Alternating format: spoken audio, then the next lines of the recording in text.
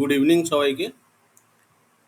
নমস্কার জানাচ্ছি আজকের যিনি আলোচক, সুদূর বীরভূম জেলার রামপুরহাট কলেজ থেকে ডিপার্টমেন্ট অফ পলিটিক্যাল সায়েন্সের অ্যাসিস্ট্যান্ট প্রফেসর শ্রী শুভ্রনীল ঘোষ মহাশয়। ওনাকে আন্তরিকভাবে আমি কৃতজ্ঞতা এবং আমার ধন্যবাদ জ্ঞাপন করছি, শ্রদ্ধা নিবেদন করছি ওনার প্রতি। আহ, অত্যন্ত শর্ট টাইমে আমাদের এই আমন্ত্রণে উনি যে সাড়া দিয়েছেন, উনি এক কথায় বলতে গেলে ওনার সাথে আমি যখন যোগাযোগ করেছি উনি আউট অফ স্টেশন ছিলেন, আউট অফ স্টেট ছিলেন, এবং তারপরে উনি যে আমাদের এই আমন্ত্রণের জন্য ভেবেছেন বিষয়টা, এবং আমরা তার জন্য আন্তরিকভাবে ওনার প্রতি কৃতজ্ঞ। যাই হোক, আমাদের দীর্ঘ বেশ কিছুদিন ধরেই শুধু বিগত তেইশ তেইশ তারিখ থেকেই আমাদের একটা অ্যাড অন কোর্স চলছে। এই অ্যাড অন কোর্সের বিভিন্ন দিনে বিভিন্ন বিষয় নিয়ে আলোচনা হয়েছে ভ্যালু অ্যান্ড পিস এডুকেশনের উপরে। আজকেও এমনই একটা বিষয় নিয়ে আলোচনা হবে পিস এডুকেশন রিলেটেড। সেটা হচ্ছে আমাদের পিস এডুকেশনের ওপর বেশ কয়েকটা থিওরিজ আছে, সেই থিওরিজ নিয়ে আলোচনা হবে, আমি যদি খুব বেশি ভুল না করছি। তো সেই নিয়ে আলোকপাত করবেন আজকের আলোচক, আজকের বক্তা মাননীয় শুভ্রনীল ঘোষ মহাশয়, সহকারী অধ্যাপক, রাষ্ট্রবিজ্ঞান বিভাগ, রামপুরহাট কলেজ, বীরভূম। আহ, আমরা এই স্যারকে আরও ইতিপূর্বে আমাদের একটা অন্য কর্মসূচিতে পেয়েছি, সমৃদ্ধ হয়েছি ওনার কাছে। আহ, সেটা হচ্ছে বৈঠকিতে উনি ইতিপূর্বে আমাদের সমৃদ্ধ করে গেছেন বৈঠকির এক পর্বে। পুনরায় স্যারকে আমরা পেয়েছি আমাদের এই বিভাগের আরও এক অন্য কর্মসূচিতে। আমরা তার জন্য অনেকটাই আনন্দিত। শুধুমাত্র আমাদের শিক্ষার্থীরাই, বানেশ্বর সারথীওয়ালা মহাবিদ্যালয়ের শিক্ষার্থীরাই এখানে রয়েছে তা নয়, আমাদের কাছে আরেকটা অন্যতম ভালো লাগার জায়গা এটাই যে অন্য প্রতিষ্ঠানের শিক্ষার্থীও এখানে যুক্ত হয়েছেন আজকের এই আলোচনা শোনার জন্য। আমি সেজন্য, আমি জানি না পারভেজ খান উনি শিক্ষার্থী হবেন না কলিগস হবেন না কে হবেন, কিন্তু তবুও না,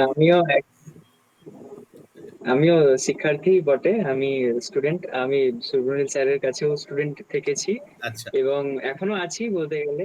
আচ্ছা এবং জাস্ট রিসেন্টলি ইউনিভার্সিটি চেঞ্জ করেছি এইটা, এবং আমি খুব ভালো ওনার কাছের বন্ধুও বটে। তো এটাই বেশ বাস বেশ, পরিচয় আমার। Thank you so much. এটা আমাদের কাছে একটা অন্যতম প্রাপ্তি যে আজকের এই আলোচনা শোনার জন্য একেবারে একটা ভিন্ন প্রতিষ্ঠান থেকে একজন মানুষকে আমরা পেয়েছি। আলোচক রূপে তো বটেই, আলোচক ভিন্ন প্রতিষ্ঠান থেকে অবশ্যই আছেন, কিন্তু শ্রোতা হিসেবেও বা আলোচনায় অংশগ্রহণকারী হিসেবেও অন্য প্রতিষ্ঠান থেকে পাওয়াটা আমাদের আরও এক প্রাপ্তি। যাই হোক, আমি আর খুব বেশি বিলম্বে করতে চাই না ভূমিকায়ন পর্বের মধ্যে। আমি শুভ্রনীল ঘোষ স্যারকে আমি অনুরোধ জানাবো আজকের যে মূল আলোচনা, সেই আলোচনার দিকে এগোনোর জন্য। Sir please.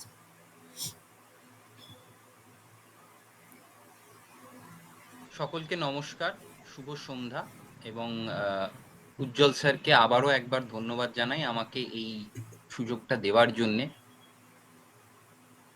সত্যি কথা বলতে গেলে, আচ্ছা, এই স্ক্রিনটা আমার দেখা যাচ্ছে কি? সবাই শেয়ার করে দেখতে পাচ্ছেন কি স্ক্রিনটা? হ্যাঁ স্যার, দেখা যাচ্ছে। ওকে, আমি আবারও সবাইকে একবার ধন্যবাদ জানাই, এবং ইউনুসের সঙ্গে সঙ্গে আজকে আমাদের সাথে স্যারেরই দৌলতে এই মিটিংটার জন্য আমার নিজের অত্যন্ত অত্যন্ত মানে কাছের বন্ধু, এবং এক কথায় আমার ছোট ভাই, অ্যাকচুয়ালি আমার যাদবপুর ইউনিভার্সিটির একজন জুনিয়র, তার নাম স্বপ্নার্ধ ঘোষ, সেও আছে এখানে। সেও যে তার শিডিউলের মধ্যে থেকে, সেও একটা খুব আমাদের সকলেরই মতো একটা ব্যস্ত শিডিউলের মধ্যে থাকে, তার মধ্যে থেকেও সে জয়েন করতে পেরেছে। তার জন্য আমি সত্যি সত্যি সকলকেই বাহ, ধন্যবাদ জানাই। ওনাকেও থ্যাংক ধন্যবাদ ইউ। শুভনীল দা, ওনাকে ধন্যবাদ। এবং অনেক ধন্যবাদ। এই ডিসকাশন গুলো আমি আগেও একটি সেশনে ছিলাম এবং শুনে ভালো লেগেছে, এবং যখন জানতে পারলাম আর একটি সেশন হচ্ছে এরকম, তো জয়েন করতে আগ্রহী ছিলাম। ধন্যবাদ শুভনীল দা। থ্যাংক ইউ, সবাইকেই থ্যাংক ইউ বলে আর আমি এতটুকু সময় আর বিলম্ব করছি না, আমি এখন সোজাসুজি আমার টপিকের ফার্স্ট প্রেজেন্টেশনের ফার্স্ট স্লাইডটায় চলে যাচ্ছি। আমাকে যখন স্যার টপিকটার উপরে বলতে বলেন বা প্রেজেন্টেশন দিতে বলেন, আমি একটু ক্যামেরাটা অফ করি যতক্ষণ বলার সময়, তখন ন্যাচারালি আমার মনে যেটা একটা জিনিস, আমার একটা ধারণা ছিল যে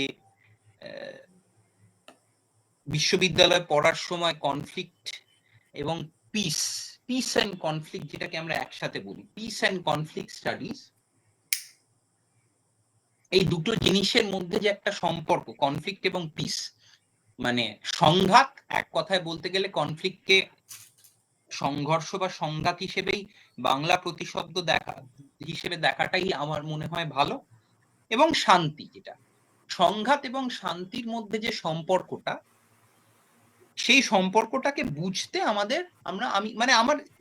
একটা ধারণা ছিল। এবার যখনই প্রথমে আমরা এই দুটো শব্দের কাছে যাই, আমরা যখনই যাই যে আমরা চাইছি আমরা সংঘাত কথাটাকে দেখি বা সংঘর্ষ কথাটাকে দেখি, এক কথায় কিন্তু আমাদের সকলেরই মনের অবচেতনে বা কোনো রকম ভাবে আমাদের সাবকনশিয়াসে বলতে গেলে আমরা কিন্তু সবাই কোথাও না কোথাও বিশ্বাস করি যে সংঘাত জিনিসটা খুব খারাপ, এবং কিছু অংশে কিন্তু আমাদের এই বিশ্বাসটা ভুল নয়। আমি কিন্তু একবারও বলছি না যে এটা ভুল, কারণ আমিও এরকম ভাবেই ভেবেছি একটা সময় যে যুদ্ধ করাটা তো খারাপ, সংঘাত জিনিসটা খারাপ, সংঘর্ষ জিনিসটা খারাপ।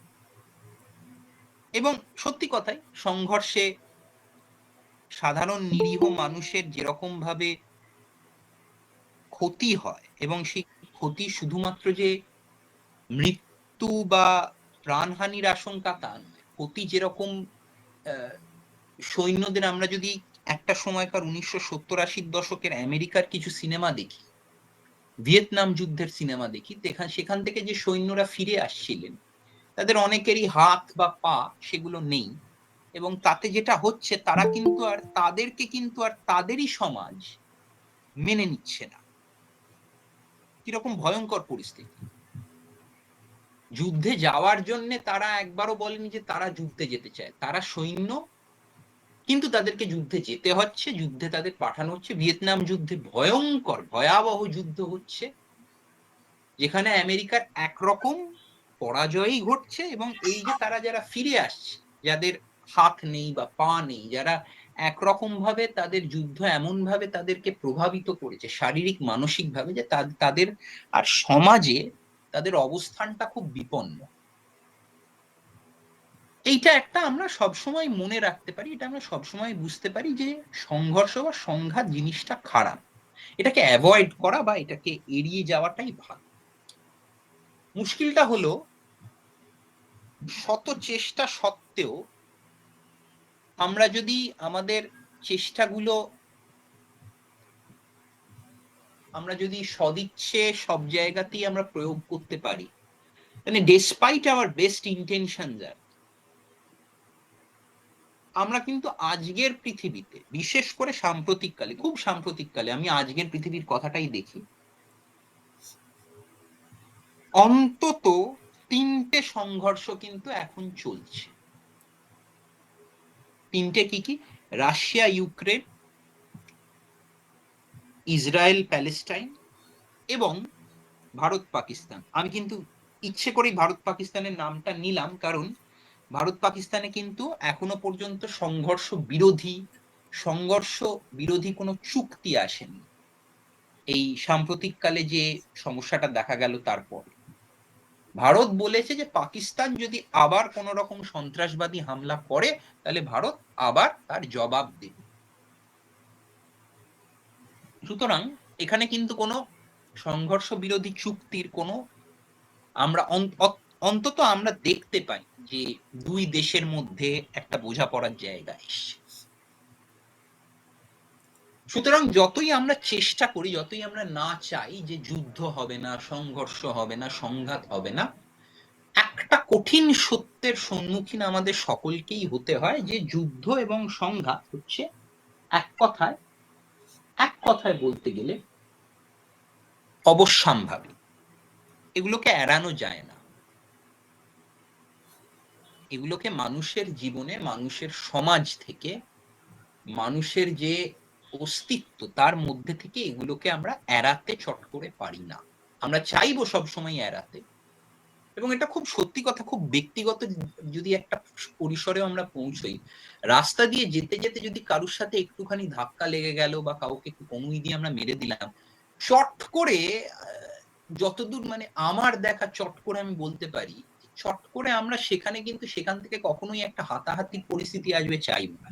হ্যাঁ হ্যাঁ, দু একটা কথা হয়তো চালাচালি হলো, আমরা একটা কিছু বলে দিলাম, কথা কাটাকাটি হলো, তারপর আমরা চলে গেলাম। মূল কথা হলো আমরা এই হাতাহাতি জায়গায় যাতে না যায়, আমরা চেষ্টা করি সব সময় এটাকে এড়ানোর। কিন্তু যেটা বললাম, সব সময় সেটা এড়ানো যায় না।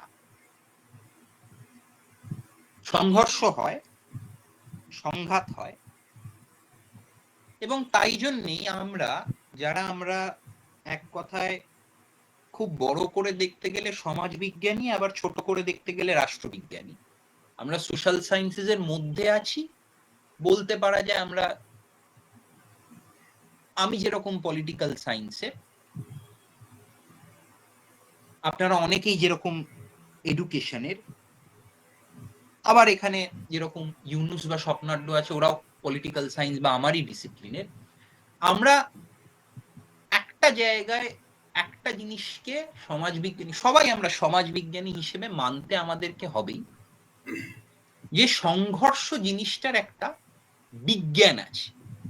কথাটা আমি খুব মানে ভেবেচিন্তে ব্যবহার করলাম। সংঘর্ষের একটা বিজ্ঞান আছে, সংঘর্ষের একটা ব্যাকরণ আছে। সেই ব্যাকরণ এবং বিজ্ঞানটা যতক্ষণ না আমরা বুঝতে পারছি, ততক্ষণ এই সংঘর্ষ থেকে আমরা কি করে বেরিয়ে আসব তার কিন্তু উপায় আমাদের সামনে আসবে না। এবং এই সংঘর্ষ বিজ্ঞান আর ব্যাকরণটা বুঝতে গেলে আজকে আমি যেখানে আমাকে উজ্জ্বল স্যার যে টপিকটা নিয়ে বলতে বলেছিলেন, কনফ্লিক্ট ট্রান্সফরমেশন, কনফ্লিক্ট ট্রান্সফরমেশন,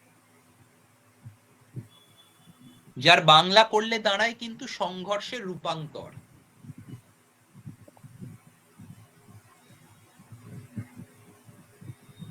সংঘর্ষের রূপান্তর, আমরা সংঘর্ষটাকে কিসে রূপান্তরিত করব? এক কথায় প্রথম স্লাইডেই আমি বলে রাখি, আমরা সংঘর্ষটাকে শান্তির মধ্যে রূপান্তর করার কথা ভাবছি। এই তত্ত্ব এটা বলে না, যদিও এটাকে আমরা একটা সেট অফ অ্যাপ্রোচেস বলতে পারি। সেট অফ অ্যাপ্রোচেস না হলেও, আচ্ছা কেউ কি হ্যাঁ রেজ করলো, হাতটা রেজ করলো, আমি একটা, না স্যার, ওটা মেবি করেছিল, ইয়ে করেছে। আচ্ছা ঠিক আছে, কন্টিনিউ করুন প্লিজ। ওকে। তো সংঘর্ষটাকে আমরা যখন শান্তির মধ্যে রূপান্তরিত করব, এটা কোনো স্পেসিফিক তত্ত্ব নেই, মানে এটার আলাদা করে কোনো থিওরি নেই, থিওরি আমরা বলি না এটা। এই সংঘর্ষ রূপান্তরের যারা এটা নিয়ে কাজ সব থেকে বেশি করেছেন, যার নাম এখানে ড্র্যাক, ইনি কিন্তু এটাকে তত্ত্ব হিসেবে দেখেন, ইনি এটাকে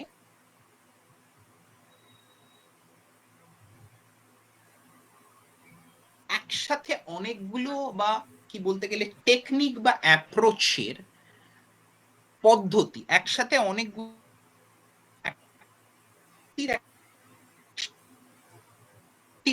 বা টেকনিক্স, যাতে একটা সংঘর্ষকে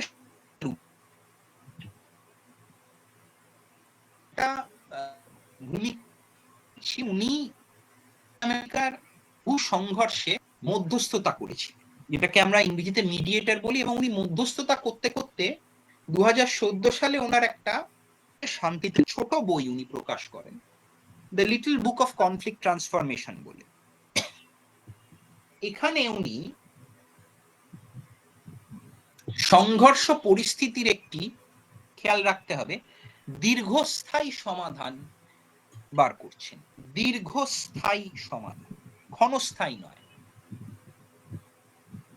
আমাদের কিন্তু অনেক সময় আমাদের একটা প্রবণতা থাকবে, এবং এটা আমি এটা আবারও বলছি, এটা আমাদের সদ উদ্দেশ্য থেকেই প্রবণতাটা আসে, যে কোথাও কিছু সংঘর্ষ বা সংঘাত বা ঝগড়া বা মারামারি বা হাতাহাতি দেখলেই আমরা গিয়ে সেটাকে চট করে বন্ধ করে দেওয়ার চেষ্টা করি।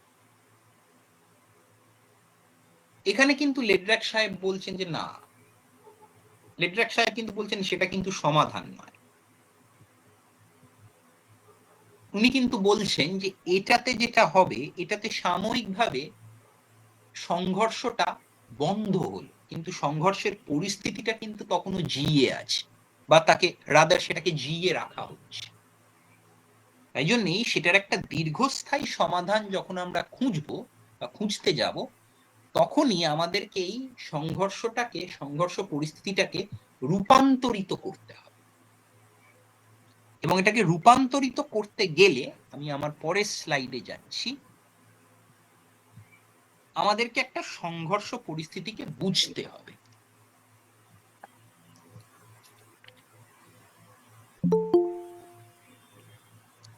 লেডরাক সাহেব একটা জিনিস বলছেন, এবং এটা কিন্তু সত্যি কথা, আমরা যারা সমাজ বিজ্ঞানী এখানে আমরা সবাই উপস্থিত আছি, আমাদের এই ধারণাটা হয়তো আছেও। একটা সমস্যা বা সংঘাতকে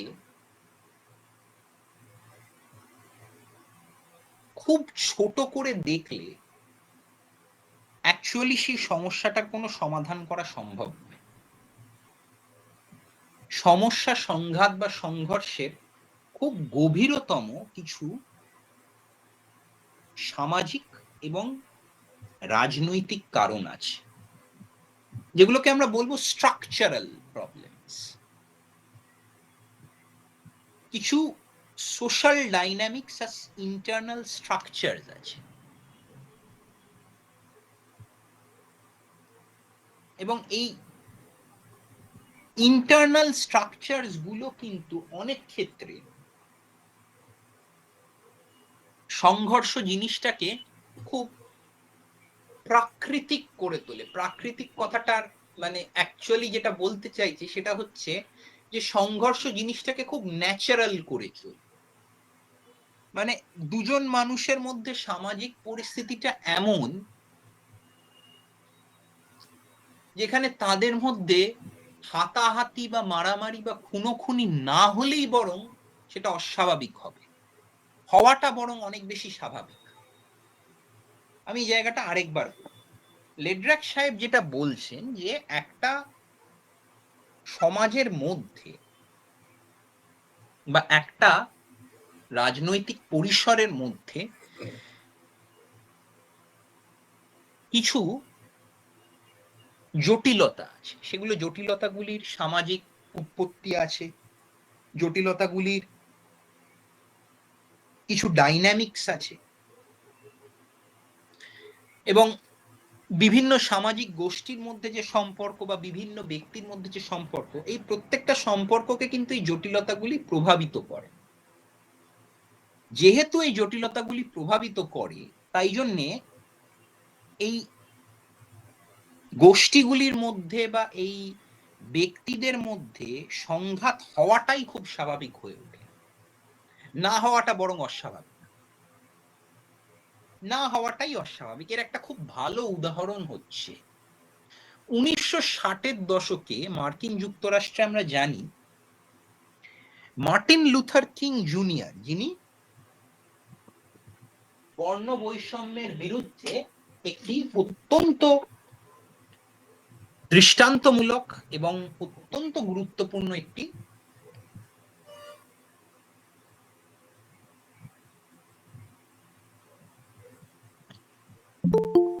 একটি আন্দোলন উনি আন্দোলনকে উনি পরিচালনা করেন। এবার উনি কিন্তু যেটা প্রথমেই বলেছিলেন যে মার্কিন যুক্তরাষ্ট্রে যে কৃষ্ণাঙ্গ এবং শ্বেতাঙ্গ, যেটা দক্ষিণ আফ্রিকাতেও তাই এক কথায়, এই যে কৃষ্ণাঙ্গ এবং শ্বেতাঙ্গদের মধ্যে যে বর্ণবিদ্বেষের যে সম্পর্ক, বর্ণবিদ্বেষটা এখানে উনি সম্পর্ক হিসেবেই দেখছেন। শ্বেতাঙ্গরা যেভাবে কৃষ্ণাঙ্গদের বর্ণবিদ্বেষের চোখ দিয়ে দেখত, সেটাই কিন্তু দুটো গোষ্ঠীর মধ্যে সংঘর্ষটাকে খুব স্বাভাবিক করে তোলে।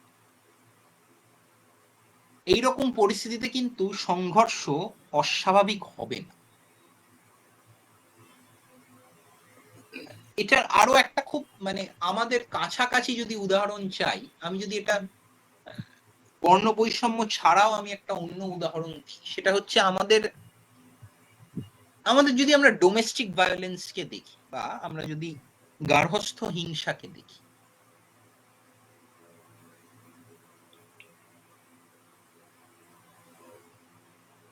গার্হস্থ্য হিংসা এমন একটা পরিস্থিতি যেখানে কিন্তু সংঘর্ষ হওয়াটা, যে যদি এক কথায় স্বামী স্ত্রীর উপর অত্যাচার করেন, সেখানে সংঘর্ষ হওয়াটা কিন্তু স্বাভাবিক, এটা অস্বাভাবিক নয়। তাই যে সংঘর্ষটা স্বাভাবিক, সেটাকে বন্ধ করতে গেলে ক্ষণস্থায়ী বা মধ্যমেয়াদী কিছু ব্যবস্থার উপর কিন্তু নির্ভর করলে চলবে না।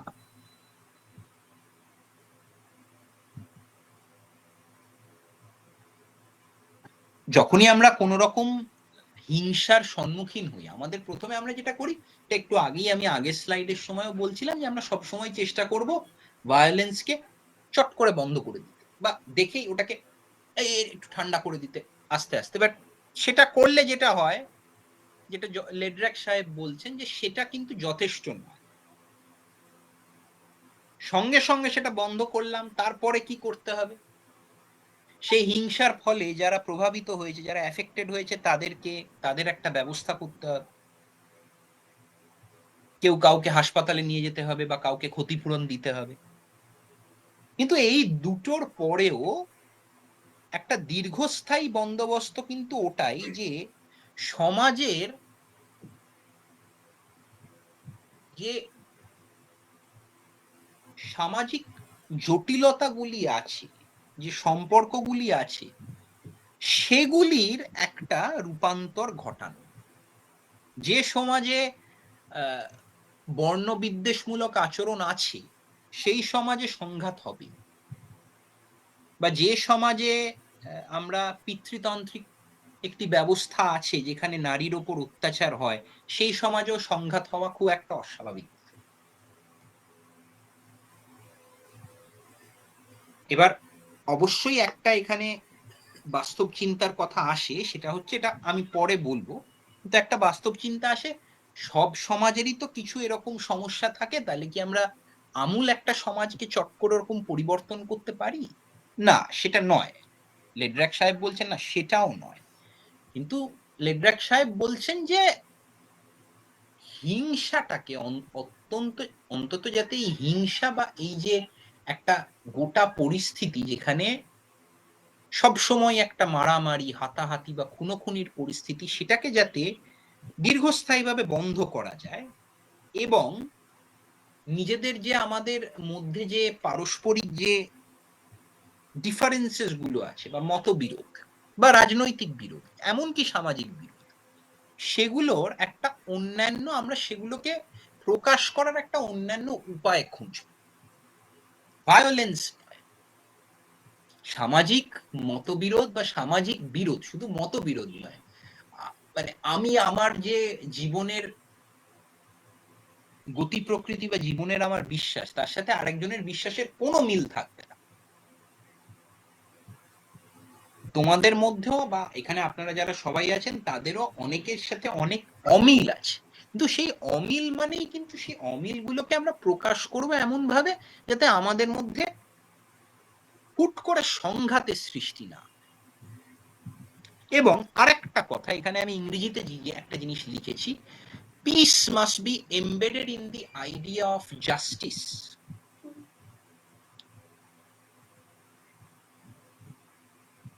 এই কথাটা কিন্তু এখানে খুব গুরুত্বপূর্ণ।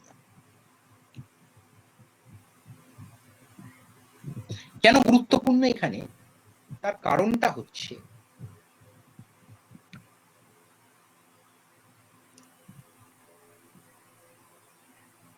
ওই যেটা আমি বললাম একটু আগে, আবারও সেই পুরনো উদাহরণটায় ফিরে যাই, গার্হস্থ্য হিংসা বা ডোমেস্টিক ভায়োলেন্স। এবার দেখা গেল একদিন প্রত্যেক দিনই স্বামী স্ত্রীর ওপর অত্যন্ত অত্যাচার করে, একদিন আশেপাশের বাড়ির মানুষজন এসে ঢুকে তারা ওখানে হস্তক্ষেপ করলেন এবং সেটাকে তখনকার মতো থামিয়ে দিলেন, এবং সবাই মিলে খুব ভয় টয় দেখালো যে পুলিশে দেওয়া হবে, যে অত্যাচারটি করছে তাকে বলা হলো যে আপনাকে পুলিশে দেওয়া হবে, আপনাকে আইনি ব্যবস্থা নেওয়া হবে, সব বলে টলে ভালো করে জিনিসটা বন্ধ করে সেদিনকার মতো তাকে ভয় টয় দেখিয়ে চলে দিল। মুশকিলটা হলো তখনকার মতো সেটা বন্ধ হয়ে গেলেও এটা কিন্তু একটা দীর্ঘস্থায়ী বন্দোবস্ত। এই যে piece must be embedded in the idea of justice, একটা জায়গাতে সংঘর্ষ বা সংঘাত নেই মানেই সেখানে খুব শান্তিপূর্ণভাবে সবকিছু হচ্ছে, এটার কিন্তু কোনো মানে নেই। আমরা যারা রাজনীতি বা রাষ্ট্রবিজ্ঞান পড়েছি, আমরা একটা জিনিস আমার ভাষা মনে আছে, আমরা যখন ইউজি লেভেলে ছিলাম তখন আমরা একটা জিনিস সবসময় আন্তর্জাতিক রাজনীতির ক্ষেত্রে আমরা দেখতাম যে আন্তর্জাতিক রাজনীতিতে ন্যায় এবং শান্তি দুটোর একসাথে থাকাটা খুব মুশকিল।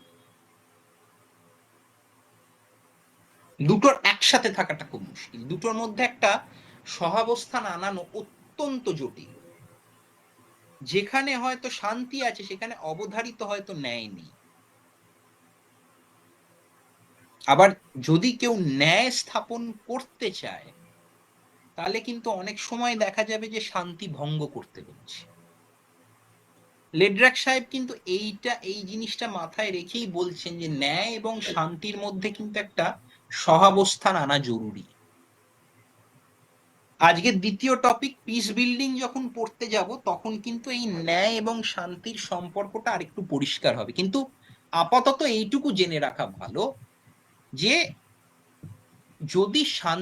যদি একটি সংঘর্ষকে শান্তিতে রূপান্তরিত করতে হয় তাহলে কিন্তু দেখতে হবে যে সংঘর্ষটা বন্ধ করার মধ্যে দিয়ে ন্যায় স্থাপন হচ্ছে কিনা। সেই ন্যায় স্থাপন যদি না হয় তাহলে কিন্তু যদি বা সংঘর্ষটা বন্ধ হয়ে একটা শান্তি এলো বলে সবার কাছে মনে হচ্ছে, কিন্তু সেটা কিন্তু হলো না, সেটা খুবই ক্ষণস্থায়ী। তারপরেই আবার সংঘর্ষটা কিছুদিন বাদে আবার ফুটে উঠবে। এটা অনেক ক্ষেত্রে আমরা সিরিয়াতে দেখেছি, যেটা আমাদের বা লিবিয়াতেও দেখেছি, যে বহু বছর ধরে যেখানে সংঘর্ষ চলে আসছে, যতবারই ওখানে হস্তক্ষেপ করে কিছুদিনের জন্য মনে হচ্ছে শান্তি আনা হলো, শান্তি স্থাপন করা হচ্ছে, তারপরে কিছুদিন বাদে আবার সেখানে যুদ্ধ শুরু হচ্ছে। যেটা খুব ইসরায়েল প্যালেস্টাইনের ক্ষেত্রে সব থেকে বেশি প্রযোজ্য, কারণ ওটা 1948 সাল থেকে, এমনকি ভারত পাকিস্তানও বলতে গেলে 1948 সাল থেকে এই সংঘর্ষ চলে আসছে। তার সংঘর্ষ রূপান্তর করতে গেলে সেখানে ন্যায় স্থাপনের জায়গাটা খুব গুরুত্বপূর্ণ। আমি আইডিয়া অফ জাস্টিস কথাটাকে এমফাসাইজ করলাম। এই ন্যায় স্থাপনটা কিন্তু বাদ দিয়ে সংঘর্ষ রূপান্তর করা সম্ভব নয়।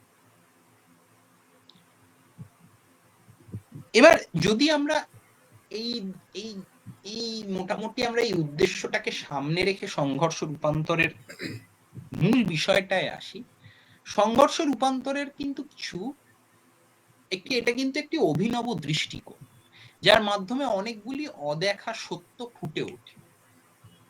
এটা অভিনব দৃষ্টিকোণ এই জন্যে কারণ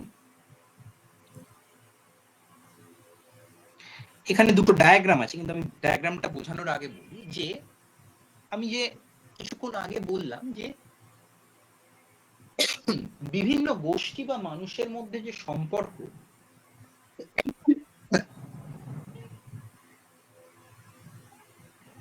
সেটার ওপর অনেক কিছু নির্ভর করে একটি সংঘর্ষ পরিস্থিতির মধ্যে।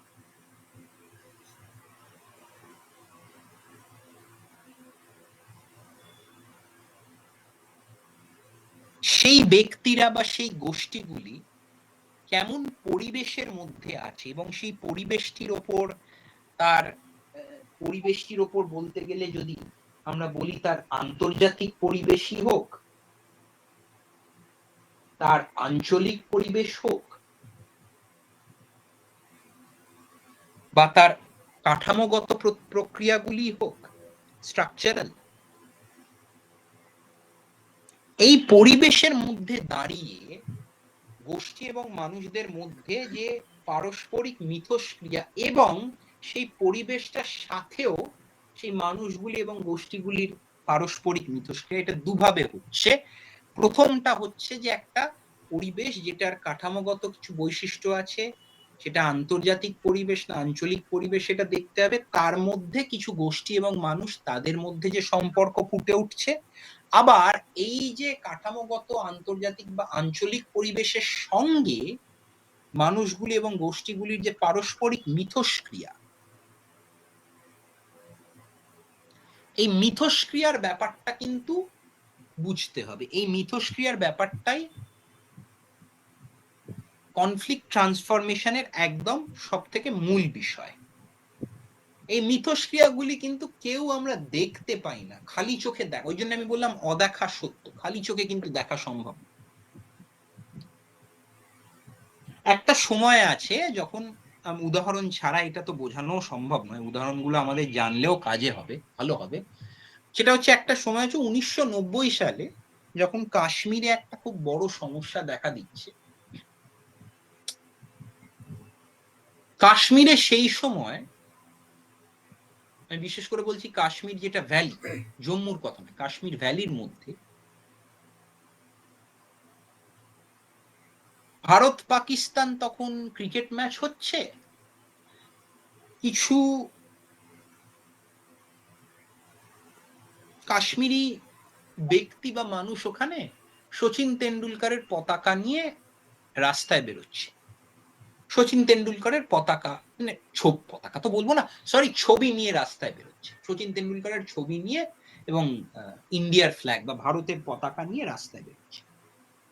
সঙ্গে সঙ্গে তাদের উপর ভায়োলেন্স শুরু হচ্ছে, আর একটা গোষ্ঠীর তরফ থেকে, আরো একদল মানুষের তরফ থেকে, সঙ্গে সঙ্গে তাদের উপর আক্রমণ নেমে আসছে। এটা এখানে একটা অদ্ভুত প্রশ্ন হবে, যে সব থেকে অদ্ভুত নয়, প্রশ্নটা খুব স্বাভাবিক, এটা পরিস্থিতিটা অদ্ভুত, প্রশ্নটা স্বাভাবিক। সেটা হচ্ছে একজন লোকের ছবি নিয়ে বেরোলাম এবং সেই লোকটি আদৌ রাজনৈতিক ব্যক্তিত্ব নন, আদৌ তার কোনো রাজনৈতিক মত নেই বা রাজনৈতিক দল নেই বা রাজনৈতিক তার পক্ষ নেই, সে একজন খেলোয়াড়, তার সামাজিক পক্ষ সেরকম নেই। আমাদের দেশের যাদেরকে আমরা খুব, এক কথায় বলতে গেলে যারা আমাদের খুব গুণী ব্যক্তি বা যাদেরকে আমরা সেলিব্রিটি, কথাটা আমি অপছন্দ করি কিন্তু তাহলেও ব্যবহার করছি, সেলিব্রিটি, তারা চট করে কোনো রাজনৈতিক বা সামাজিক বিষয় কিন্তু মুখ খোলেন। সচিন তেন্ডুলকর সেরকমই কোনো ব্যতিক্রমী মানুষ নন। তো তার ছবি নিয়ে বেড়ানোর জন্য এবং তার উপর ভারতের ফ্ল্যাগ নিয়ে বেড়ানোর জন্য হুট করে তাদের ওপর আক্রমণ নেমে এলো। কারা আক্রমণ করলো, কি কারণে হলো, বাইরে থেকে যদি আমরা দেখি তাহলে কিন্তু আমাদের মনে প্রশ্নটা জাগবে যে এই আক্রমণের কারণটা কি একটা ফ্ল্যাগ আর একটা ছবি, সেটা কিরকম? ছবিতে যে ব্যক্তি আছেন তিনি কি ওখানে কাশ্মীরে গিয়ে কাউকে আক্রমণ করেছেন বা কারোর ক্ষতি করেছেন? তা তো নয়। তাহলে যেটা আমাদের বুঝতে হতো বা বুঝতে হবে যে সেটা কাশ্মীরের সেই পরিবেশ বা পরিসরের মধ্যে এই যে দুই দল, তাদের মধ্যে সম্পর্কটা কিরকম ভাবে এত বছর ধরে চলে আসছে, যেখানে এই হিংসা এবং সংঘর্ষটাই স্বাভাবিক হয়ে উঠছে। বাঁদিকে যে ত্রিভুজটা আছে, ট্রায়াঙ্গেলটা, এই যে আমরা এই রূপান্তরের মধ্যে দিয়ে যে আমরা এই পরিবেশ এবং মানুষের পারস্পরিক মিথস্ক্রিয়াটা বোঝার চেষ্টা করি, সেটাকে কিন্তু আমরা একটা হোলিস্টিক অ্যাপ্রোচ হিসেবে দেখি। লেড্রাক সাহেব এটাই বলেন যে এটা তত্ত্ব নয়, এটা একটা হোলিস্টিক অ্যাপ্রোচ, এটা একটা সার্বিকভাবে একটা দেখার দৃষ্টিকোণ একটা সংঘর্ষ। এই যে বাঁদিকে ত্রিভুজটা আমরা দেখছি,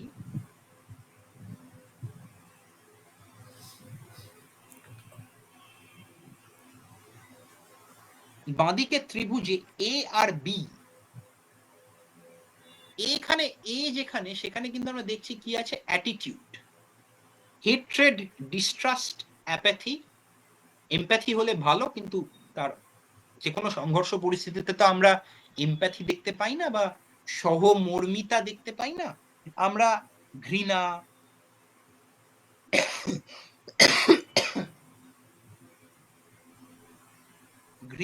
রাগ, হিংসা এবং এক কথায় বলতে গেলে বিশ্বাসযোগ্যতার অভাব, এই জিনিসগুলো নিয়েই চলি।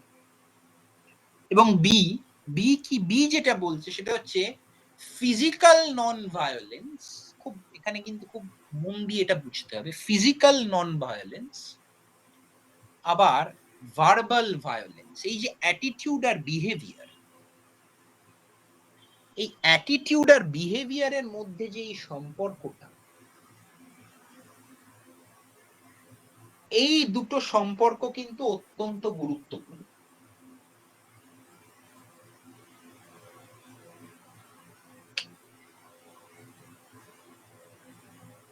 এখানে কিন্তু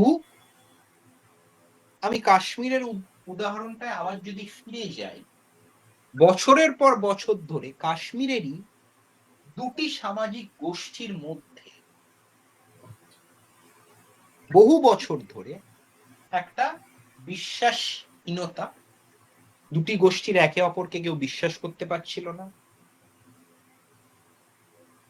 একটা গোষ্ঠীর আর একটা গোষ্ঠীর প্রতি রাগ এবং ঘৃণা এটা বাড়তে থাকে, এবং এর সঙ্গে সঙ্গেই কিন্তু ভার্বাল ভায়োলেন্স, যেটাকে আমরা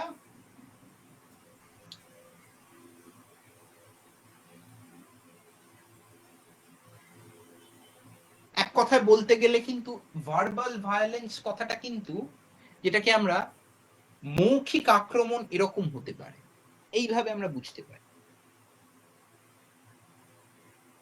যে কথায় কথায় যে ওকে আমি শেষ করে দেবো, বা ও এখানকার নয়, ও আমাদের একজন নয়, ওকে আমি মেরে ফেলতে চাই, এই যে ভার্বাল ভায়োলেন্স, মুখে এমন কিছু কথা বলা, আমি কাজে করছি না কিন্তু আমি মুখে বারে বারে এই কথাটা নিজেকে বারে বারে বলে যাচ্ছি, একটা গোষ্ঠী আরেকটা গোষ্ঠীর ব্যাপারে বা একজন ব্যক্তি আরেকজন ব্যক্তির ব্যাপারে বারে বারে বলে যাচ্ছে। এই দুটোর যে মিথস্ক্রিয়া হচ্ছে, এ আর বি থেকে আমরা সি তে আসি, কন্ট্রাডিকশন। এই যে কন্ট্রাডিকশনটা কি আমরা বলতে পারি যে এই সংঘর্ষের ঠিক আগের মুহূর্ত,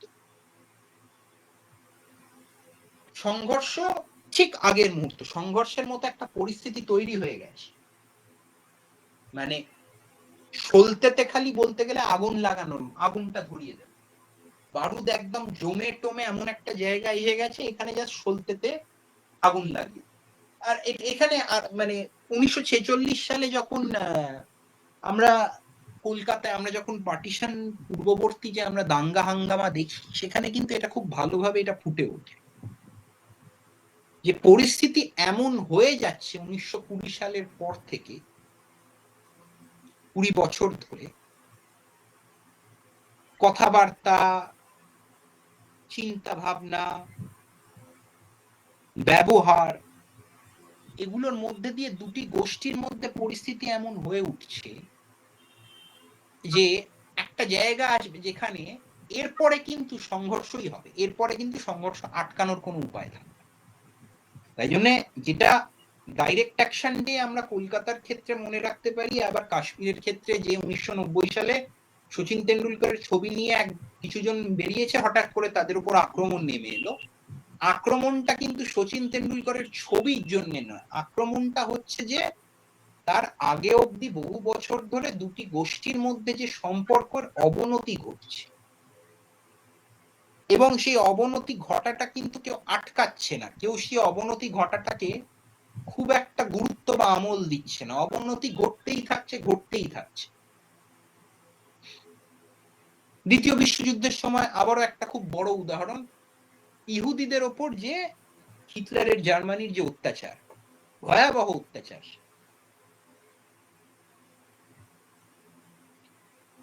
সেই অত্যাচারের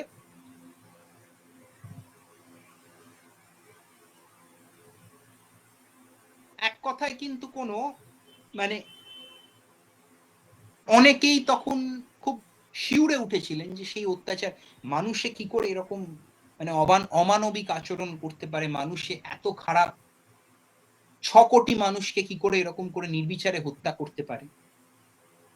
যেটা অনেকেই আমরা দেখি না, সেটা হচ্ছে 1800 শতাব্দীর শেষ থেকে 19 শতকের গোড়া অব্দি 50 বছর ধরে জার্মানি এবং ইউরোপে ইহুদিদের সাথে অন্যান্য গোষ্ঠীগুলির, বিশেষ করে যারা ছিল সেখানকার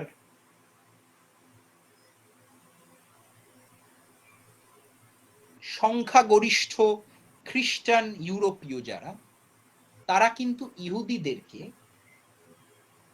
ভালো চোখে একেবারেই দেখত না। এখানে কিন্তু সম্পর্কের অবনতি 50 বছর ধরে ঘটছে, ঘটতে ঘটতে ঘটতে ঘটতে যুদ্ধের আগে অবধি যেরকম একটা কন্ট্রাডিকশনের পরিস্থিতি, একটা বারুদ সেখানে ছড়িয়ে আছে, সলতেটা ধরিয়ে দিল দ্বিতীয় বিশ্বযুদ্ধ। তারপরে আমরা দেখতে পেলাম যে হিংসা এবং সংঘর্ষের পরিসরটা কি ভয়াবহ হলো।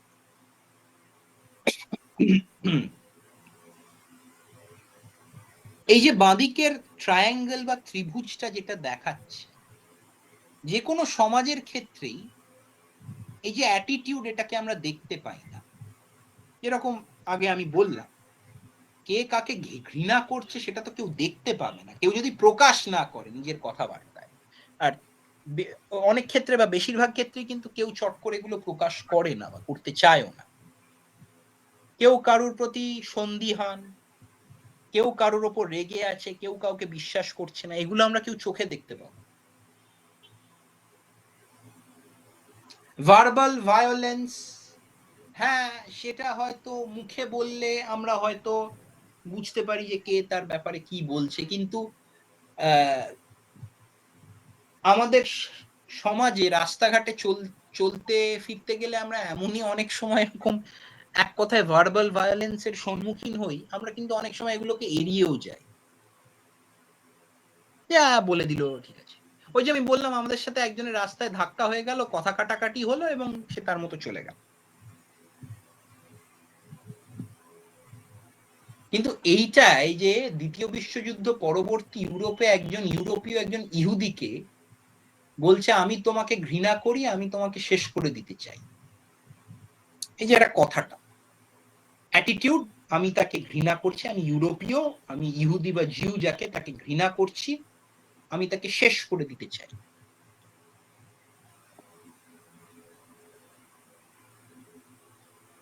এই যে কথাটা হলো এবং এই যে ভার্বাল ভায়োলেন্সটা হলো, এখান থেকে যে পরিস্থিতিটা তৈরি হচ্ছে এই কন্ট্রাডিকশনে, সেটা কিন্তু মানে এইটাই লেডরাক সাহেব বলেন, এই কথার মধ্যে দিয়েই পরিস্থিতিটা কিন্তু তৈরি হয়ে যাচ্ছে, যে পরিস্থিতিতে এই ইহুদির ওপর বা ইহুদিকে আক্রমণ করা বা ইহুদির ওপর অত্যাচার করাটা খুব স্বাভাবিক হয়ে যায়। যেটা এক কথায় বলতে গেলে, আমরা যদি আমাদের ভারতবর্ষের ইতিহাসে অস্পৃশ্যতাকে দেখি, আনটাচেবিলিটি, এবং নানান রকম যেটাকে আমরা কাস্ট ডিসক্রিমিনেশনের ব্যাপারেও ভাবি, এখানেও কিন্তু আমাদের অ্যাটিটিউড আর যেটা আমরা মুখে বলি সেটা কিন্তু একটা পরিস্থিতিকে কোনো না কোনো রকম ভাবে তৈরি করে, যে পরিস্থিতিতে কিন্তু সেই হিংসাটা বা সেই বর্বরতাটা করে ওঠাটা খুব স্বাভাবিক হয়ে যায়। আমরা অনেক সময় যখন আমাদের মানে আমরা উচ্চবর্ণ নিম্নবর্ণ এই জিনিসগুলো নিয়ে চিন্তা ভাবনা করি, প্রথম কথা তো উচ্চ নিচ বা উচ্চ নিম্ন যখনই এই ভাবটা চলে আসছে তখনই বুঝে নিতে হবে যে সেখানেই গোলমাল, গোড়াতে সেখানেই গন্ডগোল। কিন্তু যেহেতু এটাকে আমরা একরকম ভাবে আমাদের কথাবার্তার মধ্যে যে এটা ঢুকে গেছে, এইটা থেকেই কিন্তু আমরা একটা পরিস্থিতির জন্ম দিচ্ছি যে পরিস্থিতিতে হিংসাটা করাটা স্বাভাবিক, কোনো নিম্নবর্গীয় বা নিম্নবর্ণের মানুষের প্রতি হিংস্র হয়ে ওঠাটা স্বাভাবিক, বা নিম্ন শ্রেণীর মানুষের প্রতি হিংস্র হয়ে ওঠাটা স্বাভাবিক।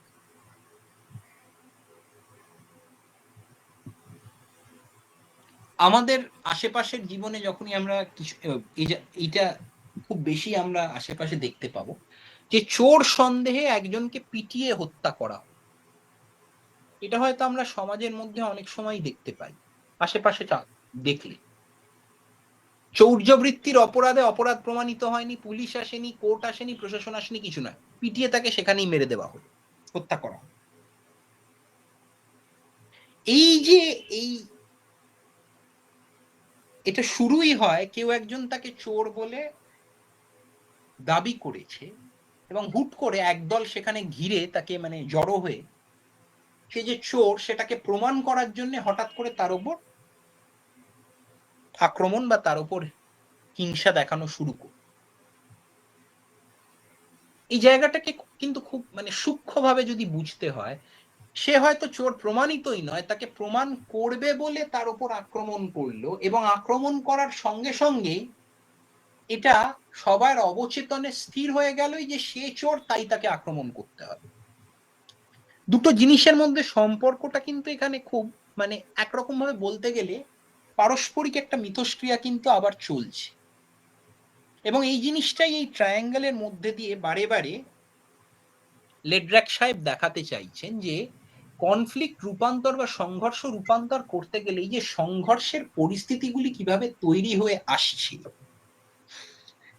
সেগুলিকে বুঝতে হবে, এবং তার মানে যদি রূপান্তর করতেই হয় তাহলে কিন্তু এই যে অ্যাটিটিউড আর এই যে বিহেভিয়ার, এই এ আর বি এই দুটো জায়গাতে প্রথম রূপান্তরের প্রক্রিয়াটা শুরু করতে হবে। আমি ডান দিকের ট্রায়াঙ্গেলটায় পরে যাব, আমি এই বাঁদিকের ট্রায়াঙ্গেলটা ধরেই পরের স্লাইডে যাচ্ছি, কিন্তু এইখানেই কিন্তু আমাদেরকে তাহলে এই এ আর বি, যেখানে আমাদের অ্যাটিটিউড বা আমাদের বিশ্বাস, আমাদের কথাবার্তা, আমাদের চলাফেরা, আমাদের ব্যবহার, এইগুলোর মধ্যে একটা রূপান্তর এবং বিহেভিয়ার, এই যে non violence, physical non violence থাকলেই যে শান্তি, এখানে এই জন্যই এখানে কথা দুটো একসাথে রাখা আছে, ফিজিক্যাল নন ভায়োলেন্স এবং verbal violence. Physical non violence মানেই যে শান্তি, তার কিন্তু কোনো মানে নেই। তার মানে আমরা মৌখিক ভাবেও কাউকে আক্রমণ করব না, মৌখিক ভাবেও কাউকে আক্রমণ করব না। এখানে কিন্তু আক্রমণের মানে কিন্তু এখানে অনেকেই প্রশ্ন করতে পারেন, আচ্ছা তাহলে ঝগড়ার ব্যাপারে কি হবে? ঝগড়া তো খুব স্বাভাবিক, ঝগড়া জিনিসকে আমরা বন্ধ করবো কি করে? এইখানেই কিন্তু এখানে এই যে লেড্রাক সাহেবের যে এই দৃষ্টিকোণ বা এই তত্ত্বের কিছু জটিলতা চলে আসে, যে আমরা কত দূর অবধি মৌখিক আক্রমণকে আক্রমণ হিসেবে চিহ্নিত করতে পারি, আবার কোথায় দুটো মানুষের মধ্যে ঝগড়া হচ্ছে সেখানে আমরা হস্তক্ষেপ করব না। এই জায়গাটাও কিন্তু একটা খুব সূক্ষ্ম জায়গা, কিন্তু সেটা একদম শেষে যদি আমি রাখি, মূল ব্যাপারটা হলো যেটা এখানে লেড্রাক সাহেব বলছেন, এ আর বি এর মিথস্ক্রিয়ার মধ্যে দিয়ে সি বা কন্ট্রাডিকশন যেটা তৈরি হয়, সেটা একটা পরিস্থিতি, যে পরিস্থিতি এই সংঘাতটাকে স্বাভাবিক করে। এবং এই সংঘাত বন্ধ করতে গেলে এই পরিস্থিতিটাকে রূপান্তরিত করতে হয়, এবং এই পরিস্থিতিটাকে রূপান্তরিত করতে গেলে এই এ আর বি এই দুটোতে রূপান্তরের প্রক্রিয়াটা শুরু করতে হবে, এবং এ আর বি এর মধ্যে তারপর যাতে নতুন ভাবে নতুন রকম মিথস্ক্রিয়া হয় সেইটা দেখতে হবে। এইটুকু বলে আমি নেক্সট স্লাইডে যাচ্ছি। এই যে context driven understanding, context driven understanding,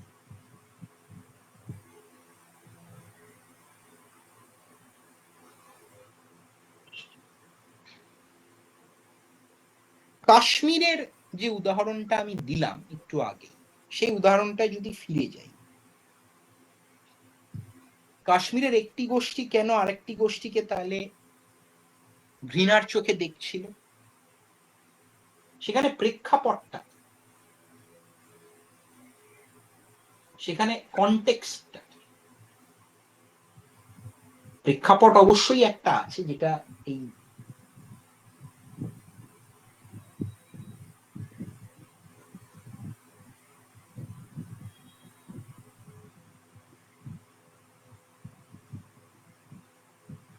যেটা এই কনফ্লিক্ট ট্রান্সফরমেশনের যেটা সব থেকে বড়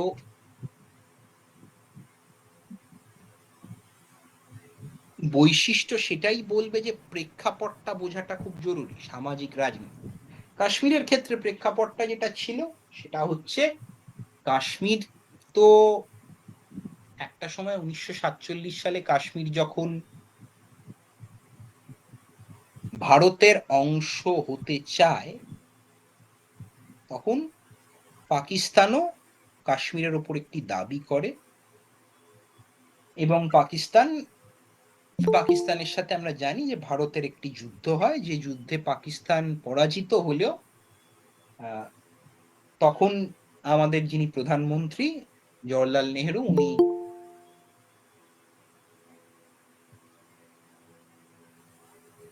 ইউনাইটেড নেশনস বা এটাকে আমরা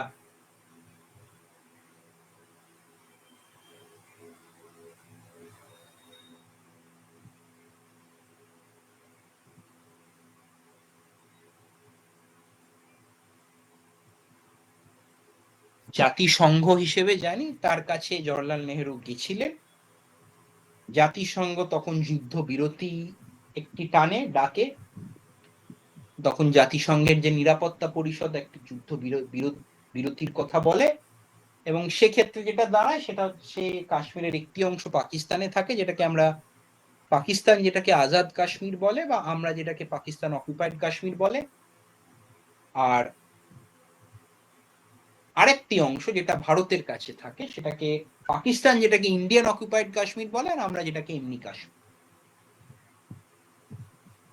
তারপর থেকে যেটা হয় যে কাশ্মীরের রাজনীতির মধ্যে একটি এমন জটিলতা সৃষ্টি,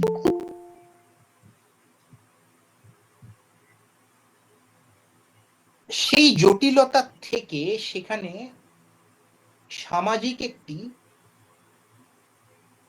সামাজিকভাবে সেই জায়গাটা কাশ্মীরের, বিশেষ করে যারা কাশ্মীরি হিন্দু পণ্ডিত এবং যারা সেখানকার কাশ্মীরি, যাদেরকে আমরা কাশ্মীরি মুসলমান যাদেরকে হিসেবে আমরা চিহ্নিত করি, দুটি সামাজিক গোষ্ঠী, আমি ধর্মীয় পরিচয়টা দিলামই কারণ এখানে না দিয়ে উপায়ও নেই, এবং এটা আমাদের সবার কাছেই এটা জানাও। এই দুই গোষ্ঠীর মধ্যে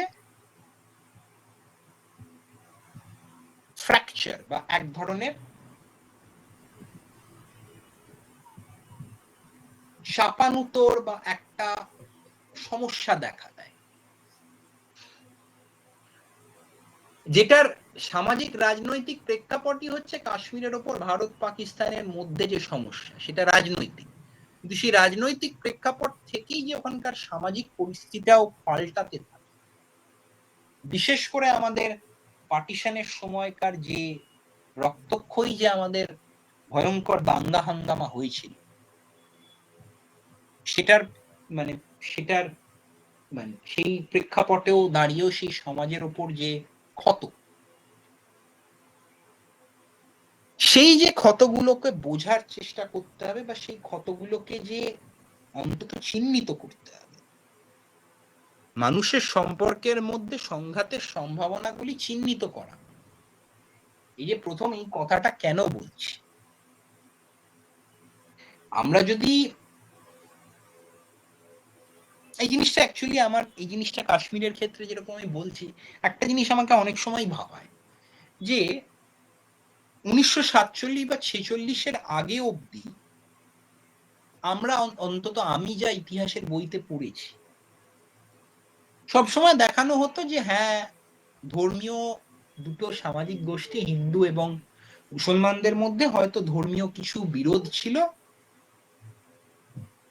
কিছু মতবিরোধ ছিল, মত পার্থক্য ছিল, কিন্তু সেগুলো সব ঠিক ছিল। আমার যেটা অদ্ভুত লাগে, সেগুলো যদি ঠিকই থাকে, তাহলে 46 আর 47-এ যেটা হলো সেটা কি করে হলো?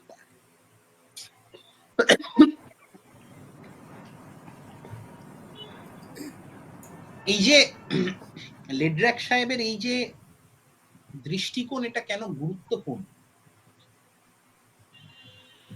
একটা সামাজিক পরিসরে সংঘাত বা সংঘর্ষ হওয়ার আগে অবধি সবসময় বাইরে থেকে দেখলে মনে হবে হ্যাঁ সব ঠিক আছে, সব তো ঠিক আছে। 1940 সালে যদি কেউ জার্মানি যেত, বার্লিন যেত, কি সুন্দর শহর, বার্লিনে তো সব ঠিক আছে,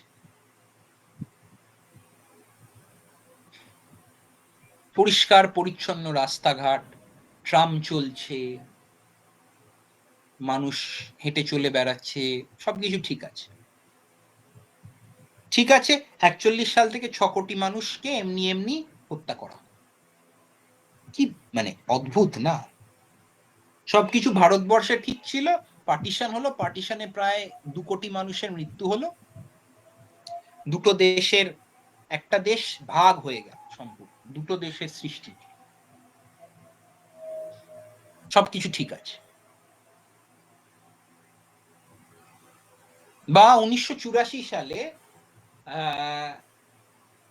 শিখ দাঙ্গা যখন হয়, সেই সময় নয়াদিল্লিতে, যেহেতু তখনকার দিনে খবর সেইভাবে অত খবরের বা আমরা এই খবরগুলো পেতাম না, তখন তো একমাত্র টেলিভিশনে দূরদর্শন বলে একটি চ্যানেল ছিল, দূরদর্শন চ্যানেলে আমরা তখন দেখতাম। যখন নয়াদিল্লিতে যেদিন শিখ দাঙ্গা হচ্ছে, কয়েক হাজার শিখকে হত্যা করা হচ্ছে নির্মমভাবে, সেদিন দূরদর্শন চ্যানেলে গাইড বলে যে সিনেমাটি, সেটা দেখাচ্ছে। অবশ্যই কেউ বাইরে থেকে দেখে বলবে হ্যাঁ সব তো ঠিক আছে,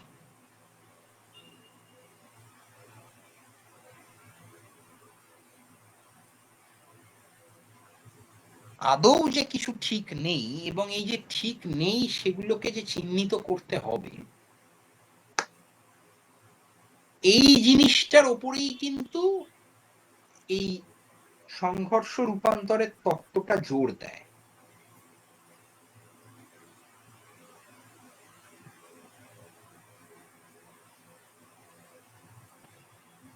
এবং এই যে মানুষের সম্পর্কের মধ্যে যে সংঘাতটা কিভাবে আসছে, তার ব্যবহার এবং তার অ্যাটিটিউড, এই দুটোর মধ্যে দিয়ে যে আসছে, যে পরিস্থিতিটা তৈরি হচ্ছে, সেই পরিস্থিতিটা আমরা কি করে মোকাবিলা করি। এখানে কিন্তু লেড্রাক সাহেব বলছেন যে এই পরিস্থিতির দায় কোনো একটি গোষ্ঠী বা কোনো একজন মানুষের উপর দিয়ে দিলে সম্ভব নয়।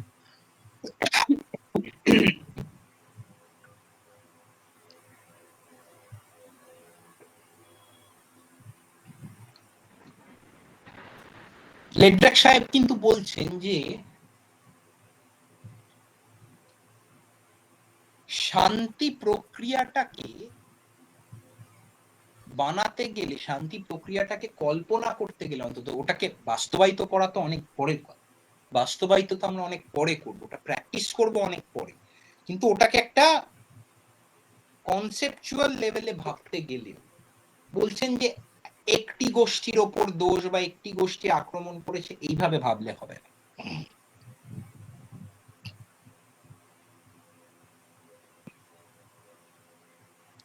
এইভাবে ভাবলে হবে না।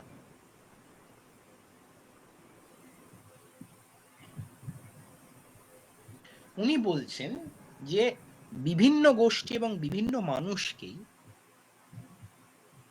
শান্তি প্রক্রিয়ার এই যে পুরো গোটা যে একটা আমরা ব্যবস্থা সৃষ্টি করব, সেই ব্যবস্থায় অংশীদার বানাতে হবে। তার মানে এই যে আগের স্লাইডটাতে এই যে এ আর বি, এই যে অ্যাটিটিউড আর বিহেভিয়ার, অ্যাটিটিউড আর বিহেভিয়ারের মধ্যে যে এই যে রূপান্তর ঘটানোর যে চেষ্টা,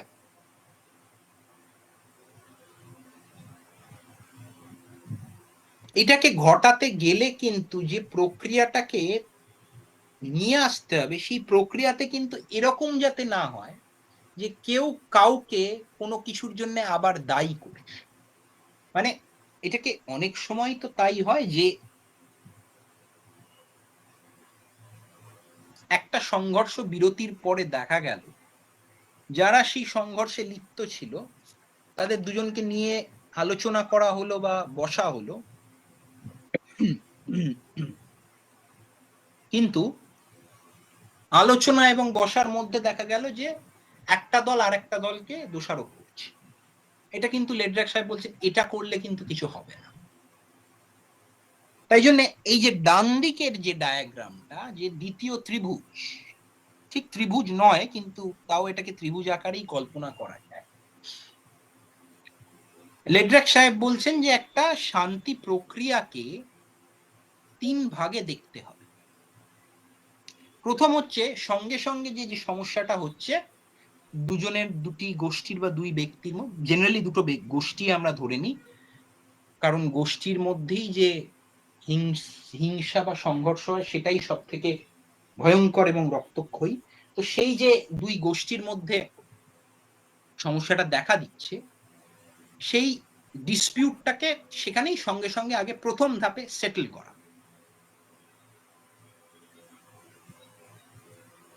প্রথম ধাপে সেটাকে সেটেল করা, সেটেল মানে সেটাকে সেখানে তখনই আটকানো, বন্ধ করা। কারণ কি হচ্ছে, পরিস্থিতিটা ওই কি বললাম যে বারুদ মজুদ হয়েছে, ওখানে সলতেটা ধরানোর পরিস্থিতিটা ওই আস্তে আস্তে কনফ্লিক্টের দিকে যাচ্ছে বা পরিস্থিতিটা সংঘর্ষের দিকেই যাচ্ছে, তার আগে সেটাকে আগে ধরে ফেলা। এবার তার পরের ধাপে যেটা আন্ডারলাইং কনফ্লিক্ট, যেটাকে আমরা রিজলিউশন করতে হবে, এই যে পরিস্থিতিটার পেছনে এই যে অ্যাটিটিউড আর বিহেভিয়ার, এই অ্যাটিটিউড আর বিহেভিয়ারে আগে দেখা যে কেন ঘৃণার সৃষ্টি হচ্ছে, কেন মৌখিক আক্রমণের সৃষ্টি হচ্ছে, সেইগুলোকে সঙ্গে সঙ্গে সেগুলোর উপর কাজ করা। কিন্তু এর পরেও যে সামাজিক রাজনৈতিক প্রেক্ষাপটের কথাটা আমি চতুর্থ স্লাইডে দেখালাম, যে কনটেক্সট বেসড, যেটা ছিল কনটেক্সট ড্রিভেন আন্ডারস্ট্যান্ডিং,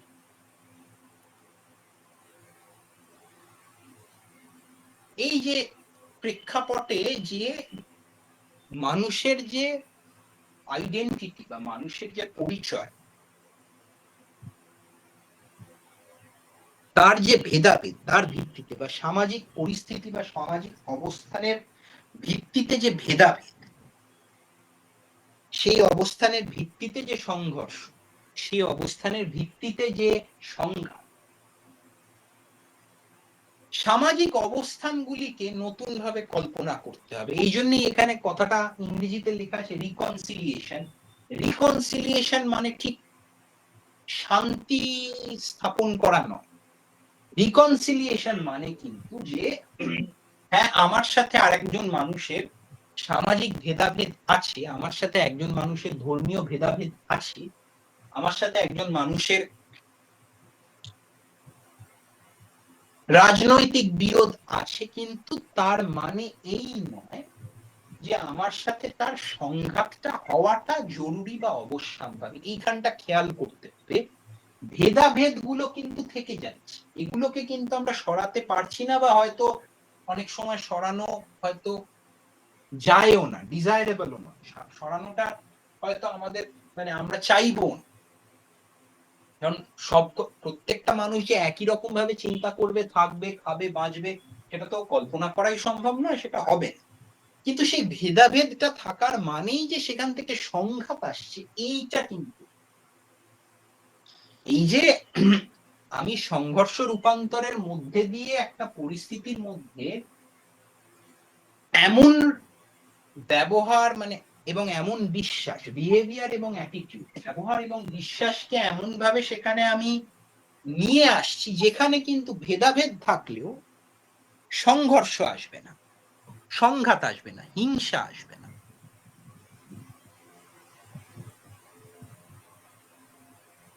তাই জন্য এই সংঘাতের যে কারণ, সেগুলোকে যদি আমরা এই প্রক্রিয়ার মাধ্যমে শনাক্ত করতে পারি, তবেই কিন্তু এই রূপান্তরটা আমরা সফলভাবে করতে পারবো বা শান্তির দিকে নিয়ে চলতে পারবো। এবং এইখানে আরেকটা জিনিস খুব গুরুত্বপূর্ণ, যেটা 6 নম্বর স্লাইডে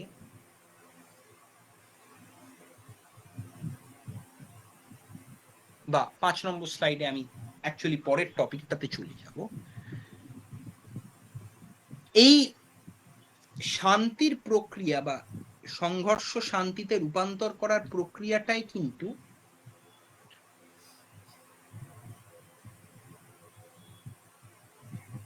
এখানে কিন্তু এই যে আগের যে ত্রিভুজটা, এই ত্রিভুজে কিন্তু ত্রিভুজের প্রতিটা ভাগেই, সেটা ডিসপিউটের ভাগেই হোক, আন্ডারলাইং কনফ্লিক্টের ভাগেই হোক, বা ডিপ রুটেড কনফ্লিক্টের ভাগেই হোক, যারা শান্তি রক্ষা করবে তারা কিন্তু এই তিনটে ভাগেই থাকবে। টপে যারা থাকবে, যারা মাঝারিতে থাকবে, বা যারা গ্রাস রুটে থাকবে, এই তিন শান্তি রক্ষার জন্য যে গোষ্ঠীগুলি যাবে, তাদের তিনজনের মধ্যে, সেই তিনটে গোষ্ঠীর মধ্যেই কিন্তু এই ত্রিভুজের মধ্যে একটি, বলতে গেলে,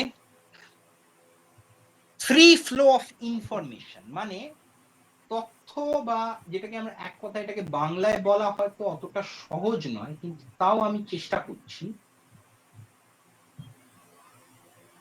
এটাকে যদি আমরা বলি, তথ্যের অবাধ একটি আদান প্রদান।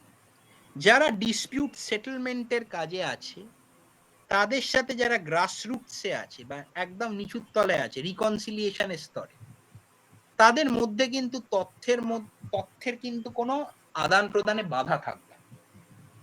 আবার যারা এই মাঝের স্তরে আছে, তাদের সাথেও ওপর এবং নিচের কিন্তু কোনো তথ্যের মানে তাদের তথ্য শেয়ার করার সময় কিন্তু কোনো বাধা থাকবে।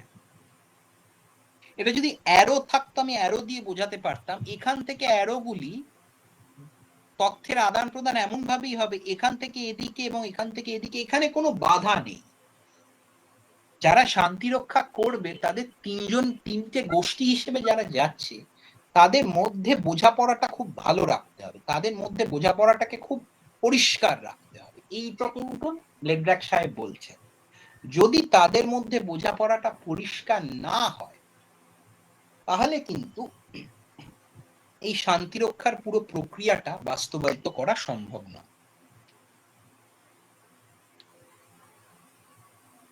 এই অবধি আমি আমার কনফ্লিক্ট ট্রান্সফরমেশন থিওরি, যেটা আমি বলতে চাইছিলাম, উপস্থাপনাটা এই অবধি রেখে আমি পিস বিল্ডিং এ এবার যাব। এই অবধি স্লাইডগুলো দেখতে বা স্লাইডগুলো বোঝানোর সময় কারুর কোনো অসুবিধে হয়েছে কি? অসুবিধে কি হয়েছে? তাহলে কি স্লাইডগুলো আরেকবার দেখাবো?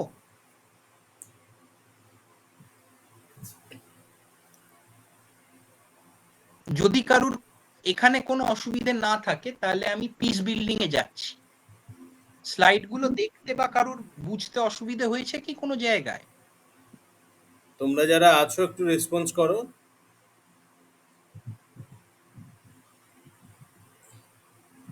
চ্যাটেও লিখতে পারো যদি কারোর অসুবিধে হয় বা কিছু।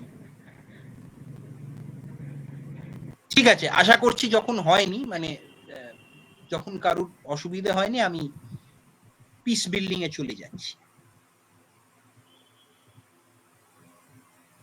পিস বিল্ডিং থিওরির যখনই আমরা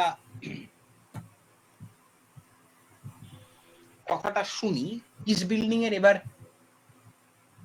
সংঘর্ষ রূপান্তরের একটা মানে কনফ্লিক্ট ট্রান্সফরমেশনের একটা ইংরেজি করা তাও সম্ভব হয়, কিন্তু সংঘর্ষ রূপান্তরের মতো পিস বিল্ডিং এর চট করে ইংরেজি করাটা অতটা সহজ নয়।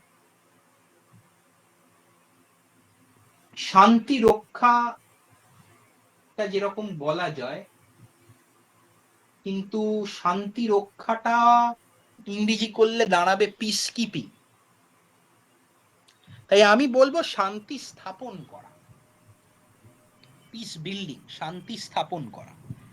এইখানে কিন্তু একজনের নাম অত্যন্ত গুরুত্বপূর্ণ হয়ে ওঠে, তার নাম হচ্ছে জোহান গাল্টুং। ইয়োহান গাল্টুং। ইয়োহান গাল্টুং এর নাম আমরা অনেকেই আগে হয়তো শুনেছি।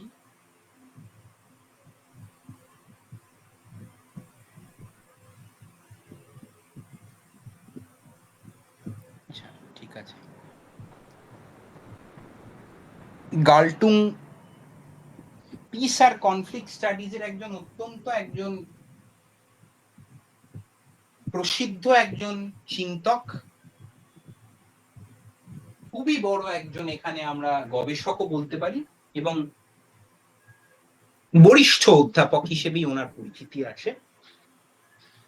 এখানে দুটো শব্দ আমি সবার কাছে আনছি, নেগেটিভ অ্যান্ড পজিটিভ পিস।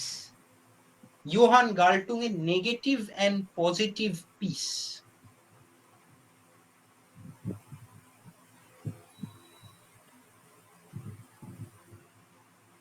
পিসের সাথে নেগেটিভ আর পজিটিভ, ইতিবাচক আর নেতিবাচক শান্তি, এই দুই কথার সম্পর্কের মানে কি? এটা খুব বেশ একটি জটিল সমীকরণ হবে। দিস ইজ কোয়াইট কমপ্লেক্স, যে আমরা শান্তিকে তো শান্তি হিসেবেই চিনব, তাই না? কিন্তু আদৌ কি তাই? এই যে আমি এই জন্য আমাদের এই দুটো টপিকের মধ্যে আমাদেরকে বারে বারে আমাদের একবার আগে একবার পেছনে যেতে হবে। এই যে piece must be embedded in the idea of justice, এই যে কথাটা ফুটে উঠছে, আমি কি বলেছিলাম তখনই সেকেন্ড স্লাইডে, যে আমরা যারা আন্তর্জাতিক রাজনীতিতে আছি বা যারা ইন্টারন্যাশনাল রিলেশনে, আমাদের একটা ধারণা আছে যে শান্তি এবং ন্যায়, পিস আর জাস্টিস, এই দুটোর মধ্যে কোনো কমপ্লিমেন্টারিটি নেই বা কোনো রকম সহাবস্থানের জায়গা নেই। যেখানে শান্তি আছে সেখানে ন্যায় নেই, যেখানে ন্যায় আছে সেখানে শান্তি নেই। এটা একটা খুব জটিল সমস্যা। কিন্তু কি লেড্রাক সাহেব কি বলেছিলেন, যে না, যে কোনো শান্তির মধ্যেই কিন্তু ন্যায়ের ধারণাটা স্থাপন করতে হবে, এবং এই জন্যেই যে শান্তিটা নেতিবাচক, নেতিবাচক শান্তি মানে কিন্তু কোনো সংঘাত হচ্ছে না, কিছু হচ্ছে না, এটা কিন্তু নেতিবাচক, কিছু হচ্ছে না, কিন্তু আমরা সামাজিক পরিকাঠামোটা এমন যে একটা গোষ্ঠী একটা গোষ্ঠীর উপর অত্যাচার করছে, বা একটা গোষ্ঠী আর একটা গোষ্ঠীর, মানে সোশ্যাল সেটিং এ একটা গোষ্ঠী আর একটা গোষ্ঠীর প্রতি বৈষম্যমূলক আচরণ করছে বা ডিসক্রিমিনেশন করছে। এইরকম পরিস্থিতিতে কিন্তু, যে মার্টিন লুথার কিং জুনিয়র বলেছিলেন, এইরকম পরিস্থিতিতে কিন্তু কিছু সংঘাত না হলে সেটা বরং অস্বাভাবিক হবে, সেটা নেগেটিভ পিস। শান্তি আছে, ন্যায় নেই, নেতিবাচক শান্তি। যেটা ইতিবাচক শান্তি, যেটা পজিটিভ পিস, যেখানে শান্তি রক্ষা করার দায় কারুরই একার নয়, কিন্তু সেখানে কি আছে, যেখানে বিভিন্ন সামাজিক গোষ্ঠীর মধ্যে অন্তত একটা সহমর্মিতার জায়গা আছে, একটা এমপ্যাথি, একটা সহাবস্থানের জায়গা আছে, একটা মিউচুয়াল অ্যাকসেপ্টেন্সের জায়গা আছে। যে আমি বললাম যে কনফ্লিক্ট ট্রান্সফরমেশন রূপান্তরের অবশেষে যেটা আমরা করতাম সেটা হচ্ছে যে ভেদাভেদ থাকবে, ডিফারেন্সেস থাকবে, মতামতের সবকিছুই থাকবে, কিন্তু তার মানে এটা নয় যে সেখান থেকে একটা সংঘাত আসবে। সেখান থেকে কিন্তু সংঘাত আসাটা কিন্তু কোনো কাজের কথা নয়। ইতিবাচক শান্তি যেখানে এই ভেদাভেদ গুলোর মধ্যে দিয়েই এমন একটা পরিস্থিতি যেখানে সংঘাত সৃষ্টি হবে না, আবার এই ভেদাভেদ গুলো কিন্তু এমন ভেদাভেদ নয় যে একটি গোষ্ঠী আরেকটা গোষ্ঠীর উপর অত্যাচার করছে বা তাদের প্রতি বৈষম্যমূলক আচরণ করছে। মানে এটার একটা খুব ভালো উদাহরণ হচ্ছে আমাদের ভারতবর্ষের ক্ষেত্রে আমরা দেখতে পাই, আমাদের ভারতবর্ষে তো অনেকেই নিরামিষাশী এবং আমরা অনেকেই আছি যারা মাছ মাংস সবই খাই। আমাদের এই সমস্যাটা কিন্তু এই দেশে আছে যে যারা নিরামিষাশী তারা কিন্তু চট করে যারা মাছ মাংস খায় তাদের সাথে এক টেবিলে বা এক থালা বাসন নিয়ে খেতে চান না। এবার এটা আমার পার্সোনাল বক্তব্য আমি এখানে রাখছি না, আমার নিজের ব্যক্তিগত মতামত আমি এখানে এক্ষুনি রাখছি না। ঠিক আছে, কারোর বিরোধ থাকতেই পারে, কিন্তু সমস্যা যেটা হয় সেটা হচ্ছে এমন অনেক সামাজিক পরিস্থিতি বা পরিসর তৈরি হয়ে যায় আমাদের দেশে বিশেষ করে, যেখানে কিছু হাউজিং সোসাইটি আছে বা কিছু ফ্ল্যাট আছে যেখানে যারা নিরামিষাশী তারা হয়তো সংখ্যাগরিষ্ঠ, আর যারা মাছ মাংস খাচ্ছেন তারা হয়তো সংখ্যায় কম, তাদের সাথে কিন্তু বৈষম্যমূলক আচরণ করা হচ্ছে। মানে বৈষম্যমূলক আচরণ মানে তাদেরকে তাদের মতো থাকতে বা খেতে দেওয়া হবে না। এই জিনিসগুলো কিন্তু গার্টুং বলছেন যে কখনোই কাম্য নয়। দুজনকে দুজনের খাদ্যাভ্যাস বা এগুলোকে মেনে নিতে হবে। এইখানে কিন্তু কোনো সংঘাতের জায়গা হওয়া একেবারেই কাম্য। তার মানে এই নেতিবাচক আর ইতিবাচক শান্তি, কিরকম শান্তি আসছে সেটাকে কিন্তু অনুধাবন করে দেখতে হয়। এবার আমি এই যে দ্বিতীয় ট্রায়াঙ্গেলটা এখানে, এই ট্রায়াঙ্গেলটার সাথে এর 3 নম্বর স্লাইডে যে ডান দিকের ট্রায়াঙ্গেল, এই দুটোর একটা মিল আছে, ত্রিভুজগুলোর মধ্যে একটি মিল আছে। গার্টুংও বলছেন যে একদম ওপরের স্তরে যেখানে সংঘাতটা লেগেছে সেটাকে চট করে বন্ধ করতে হবে, সেখানে একদম উঁচু স্তরে সেখানে রাজনৈতিক আলাপ আলোচনা করতে হবে, যেটা ভারত পাকিস্তানের ক্ষেত্রে খুব সাম্প্রতিককালে হল, যে সমস্যাটা, সংঘাতপূর্ণ পরিস্থিতিটা কিছুদিনের জন্য বন্ধ করে রাখা হলো, মুলতুবি রাখা হলো, একটা সিজ ফায়ার, যেখানে রাষ্ট্র নায়করা বা রাষ্ট্র নেতারা বা রাষ্ট্রনেত্রীরা মোটামুটি একটা ব্যবস্থার মধ্যে গেলেন, বোঝাপড়া নয়, একটা ব্যবস্থার মধ্যে গেলেন, আপাতত সংঘর্ষটাকে বন্ধ করতে হবে। এই যে দ্বিতীয় স্তরে, এখানেও দ্বিতীয় স্তরে হচ্ছে আন্ডারলাইং কনফ্লিক্টে রেজলিউশন, আর এখানেও দ্বিতীয় স্তরে এটা হচ্ছে যে সমস্যার ভিত্তিতে সংঘাতটা হলো সেই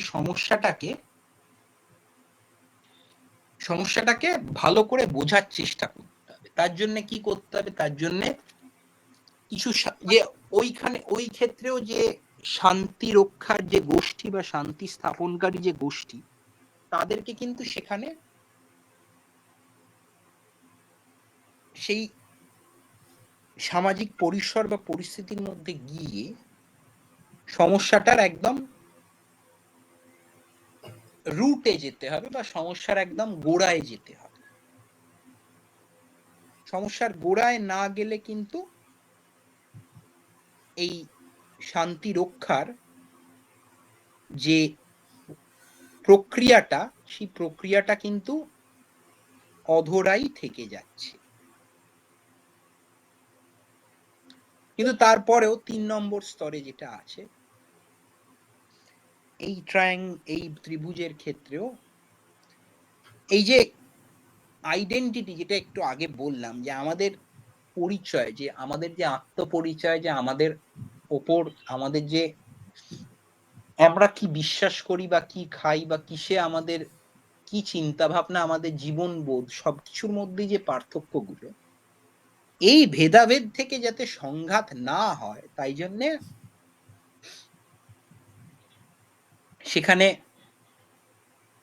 গ্রাসরুট লেভেলে এই যে এখানে একটা কথা, প্রেজুডিস রিডাকশন, এই কথাটা খুব গুরুত্বপূর্ণ। প্রেজুডিস রিডাকশন, এই যে হিটলারের জার্মানিতে ইহুদিদেরকে মানুষ হিসেবেই গণ্য করা হতো না, এই জিনিসটা কিন্তু খুবই ভয়ঙ্কর। কিন্তু এইটাই হচ্ছে এই রোগের একটি, এই রোগটা যেটাকে আমরা সিমটম বলতে পারি। এই ব্যাধিটাকে উপশম করতে হলে এই জিনিসের উপরই কাজ করতে হবে, যে ইহুদিরা হয়তো আলাদা, কিন্তু তাই জন্য তাদেরকে অমানুষ হিসেবে গণ্য করা, এটা কিন্তু খুবই খারাপ। বা আমাদের দেশেও যদি আমরা আমাদের রূপান্তরকামী মানুষজনদের দেখি, সমাজে বা রাস্তাঘাটে, বিভিন্ন ট্রাফিক সিগন্যালে, আমাদের অনেকেরই ধারণা কিন্তু হতে পারে যে তারা আমাদের থেকে আলাদা। হ্যাঁ, এবং তারা তো আলাদাই, আলাদা হওয়াটা তো কিছু অস্বাভাবিক নয়।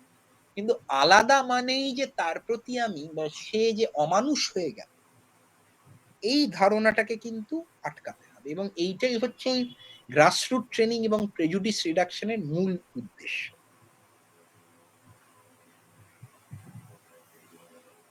অবশেষে 6 আর 7 গাল্টুং সাহেব কিন্তু শান্তি স্থাপনের আগে যে হিংসাকে কিন্তু উনি এটাকে 3 ভাবে বুঝতে চেষ্টা করেছেন: ডাইরেক্ট ভায়োলেন্স, স্ট্রাকচারাল ভায়োলেন্স, এবং যেটাকে আমরা বলি কালচারাল ভায়োলেন্স। যেটা ডাইরেক্ট ভায়োলেন্স, সেটা আমরা দেখতে পাবো, কাউকে মারছে বা কোনো একজন গোষ্ঠী আর একটা গোষ্ঠীর উপর চড়াও হচ্ছে, সেটা বোঝা যায়। এই যে স্ট্রাকচারাল আর কালচারাল ভায়োলেন্স,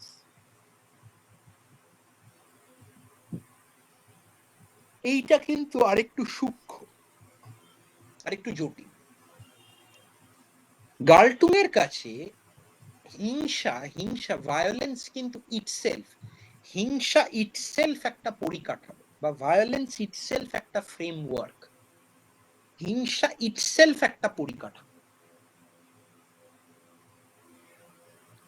এই পরিকাঠামোর মধ্যে এই ডাইরেক্ট, স্ট্রাকচারাল আর কালচারাল,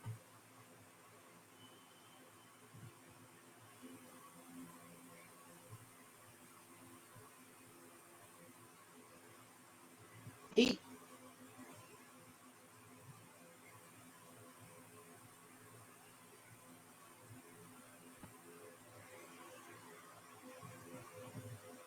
এই 3টে টাইপ অফ ভায়োলেন্স কিন্তু এই পরিকাঠামোটাকে সমৃদ্ধ করছে।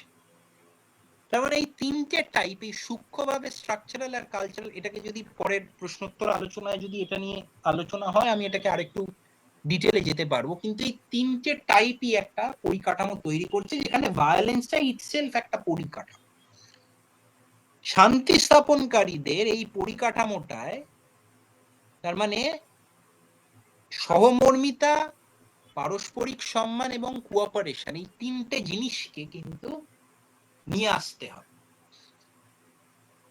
সেটা না আনলে কিন্তু এই ভায়োলেন্সের পরিকাঠামোটা একটি শান্তি স্থাপনের পরিকাঠামোয় রূপান্তরিত হবে না। অবশেষে লাস্টে এই গোটা ব্যবস্থাতে বা গোটা প্রক্রিয়াতে কিন্তু মেয়েদের একটি খুব অগ্রণী ভূমিকা আছে। এটা বিভিন্ন সমীক্ষাতেও দেখা গেছে বা গবেষণায় দেখা গেছে যে যখনই একটি সংঘর্ষের রূপান্তর শান্তিপূর্ণ একটা শান্তি স্থাপকারী ব্যবস্থায় করতে হয় বা পিস বিল্ডিং হয়, সেখানে মেয়েদের রোলটা খুব গুরুত্বপূর্ণ। কারণ এই যে নতুন পরিস্থিতি সেটাকে বাস্তবায়িত বা সেটাকে চালিত রাখতে গেলে মেয়েরাই সেখানে একটা অগ্রণী ভূমিকা পালন, তারাই সেখানে সামাজিক সহমর্মিতাটাকে জোর দিতে পারে, তারাই সেখানে অর্থনৈতিকভাবে সহযোগিতার একটা পরিসর বানাতে পারে, তারাই সেখানকার রাজনৈতিক প্রেক্ষাপটটা ইতিবাচক বানাতে পারে। এইটুকু বলেই আমি পিস বিল্ডিং থিওরি এবং কনফ্লিক্ট ট্রান্সফরমেশন থিওরি আমি এইখানেই শেষ করছি। এই অবধি বললাম। এরপরে যদি কারোর কোনো রকম প্রশ্ন থাকে বা আলোচনা থাকে আমাকে অবশ্যই বলতে পারেন। 8:30 বাজে, আমি আর বেশি সময় নেব না। আমার যা বলার আমার এই অবধি বললাম, এখানে বলে আমি শেষ করছি। Thank you so much respected Subranil Ghosh sir. যদি কারোর কোনো প্রশ্ন থাকে বা কিছু জানার থাকে প্লিজ তোমরা শেয়ার করতে পারো। I have a question. Please. So Yes. unfortunately, I'm outside right now. So, but am I audible? Yes, Yeah, yes. yeah, Ayush, you're perfectly audible. Yeah. Yeah. So, dear Subranil, I really liked your lecture. Actually, I couldn't listen to the whole of it, but from whatever I could hear, like, I have one question for you, dear friend. It's that do you think that peace is in a self is possible? Because we are living in a world which has multiple discourse, and discourse is something which is natural, because there since we have a conscience, since we have a consciousness, there would be like multiple arguments, multiple questions that would be arising. That is quite inevitable. So in that sense, one man's peace maybe another man's like query as to whether he is peaceful or not. So in that sense, do you really believe that peace is possible, like absolute peace? Yes, Ayush, thank you for this question. Actually, this is one of the problems that of the, I think what I found in the conflict transformation theory is that to what extent can or should we actually be intervening in differences that appear as conflict. So, for example, uh, I may have a verbal altercation with somebody, right? So I can be lambasting that person. আমি হয়তো একজন মানুষের সাথে খুব ঝগড়া করছি এবং কথা কাটাকাটিটা অশোভন কথাতেই ভরে যাচ্ছে, আমি মেনেই নিলাম, আমি নিজের উপর নিয়ন্ত্রণ রাখতে পারলাম না, উল্টো দিকেও নিয়ন্ত্রণ রাখতে পারলাম। সেই ক্ষেত্রে দাঁড়িয়ে ঝগড়াটা কতদূর অবধি যেতে পারে যতক্ষণ ওটা একটা সংঘর্ষ হচ্ছে বা হাতাহাতি হচ্ছে, এবং মানে ঝগড়া যদি আমি কখনো করি কখনোই সেটা হাতাহাতি বা একটা ব্যক্তিগত আক্রমণের দিকে যাতে না যায়, সেটা আমি হয়তো ব্যক্তিগতভাবে চেষ্টা করব। কিন্তু হ্যাঁ, এটা সব রকম পরিস্থিতিতে কিরকম সম্ভব, যে বিশেষ করে বাসের ট্রামে চলার সময় রাস্তাঘাটে যখন আমরা দেখি কেউ কারুর মানে কাউকে কেউ কোনুই মেরে দিল, সেখান থেকে কথা কাটাকাটি, সেখান থেকে হাতাহাতি, এরকম পরিস্থিতিতে আমরা কি করব? আরো গুরুত্বপূর্ণ, মোর importantly Ayush, that you mentioned that one man's peace is another man's folly. Yes, this is something that the concept that Galtung also recognizes, that look, what happens is, suppose Ayush, you and I are living in an apartment and the next door neighbors, there the instance of domestic violence is taking place every day, every night. Now one day nothing happens. Both of us come to the conclusion, oh, it's peaceful. Maybe what has happened, that is একজনকে someone has murdered the other person and has left. তাই জন্য আর কোনো আওয়াজ টাওয়াজ কিছু নেই. So these problems, these contradictions are inevitable. I think what we can do is, it is definitely very difficult. It is really very, very difficult to sustainably build peace. It is very difficult to maintain peace in a sustainable manner. But I think what we can do is ensure that the possibilities that lead to conflict, সংঘর্ষের যে সম্ভাবনা যেগুলো আমি বলছিলাম, সেই সম্ভাবনাগুলোকে, the possibilities that lead to conflict, we address them in a systematic manner. So if in a society, in a social setting, at the very least we have a degree of social security, disparities in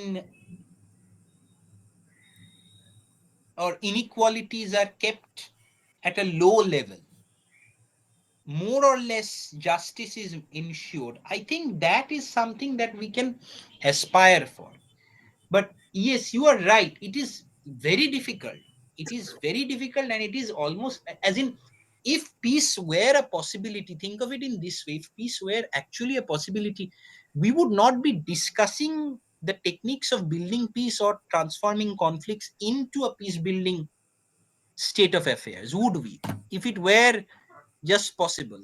So somewhere a war is, in Israel and Palestine a war is going on, we go as a peace building team and we declare that we should have peace there, but that's not going to work. It is because techniques of peace do not work, theories of peace do not work, is the reason why we have to continuously keep testing our theories as against, as you mentioned, the real world. Otherwise, yes, you are right, it's very difficult to ensure peace. I think I think that would be my response to your deliberation. Thank you so much for your response, Shubhanil. And one more question. I'm just curious about it. Do you think that somehow peace, artificial peace is somehow counter-evolutionary?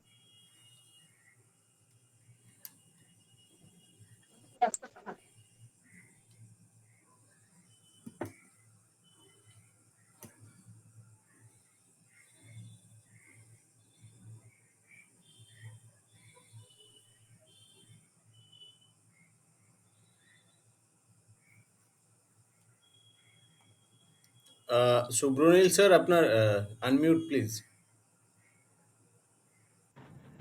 Yes, this is actually a very important question. Thank you, Ayush. Thank you, sir. There is a school of thought. For example, a school of thought, Gene Sharp. Gene Sharp is in the late 1950s.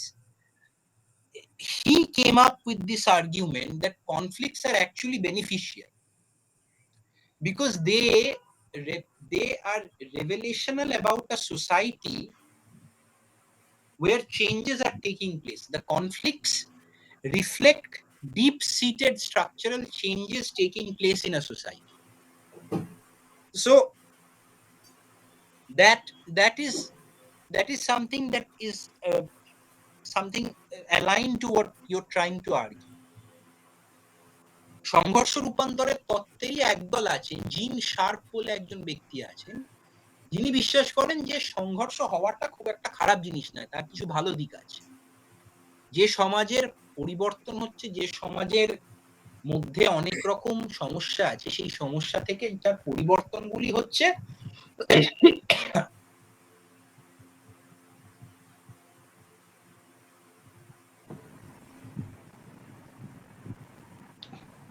সেই সমাজের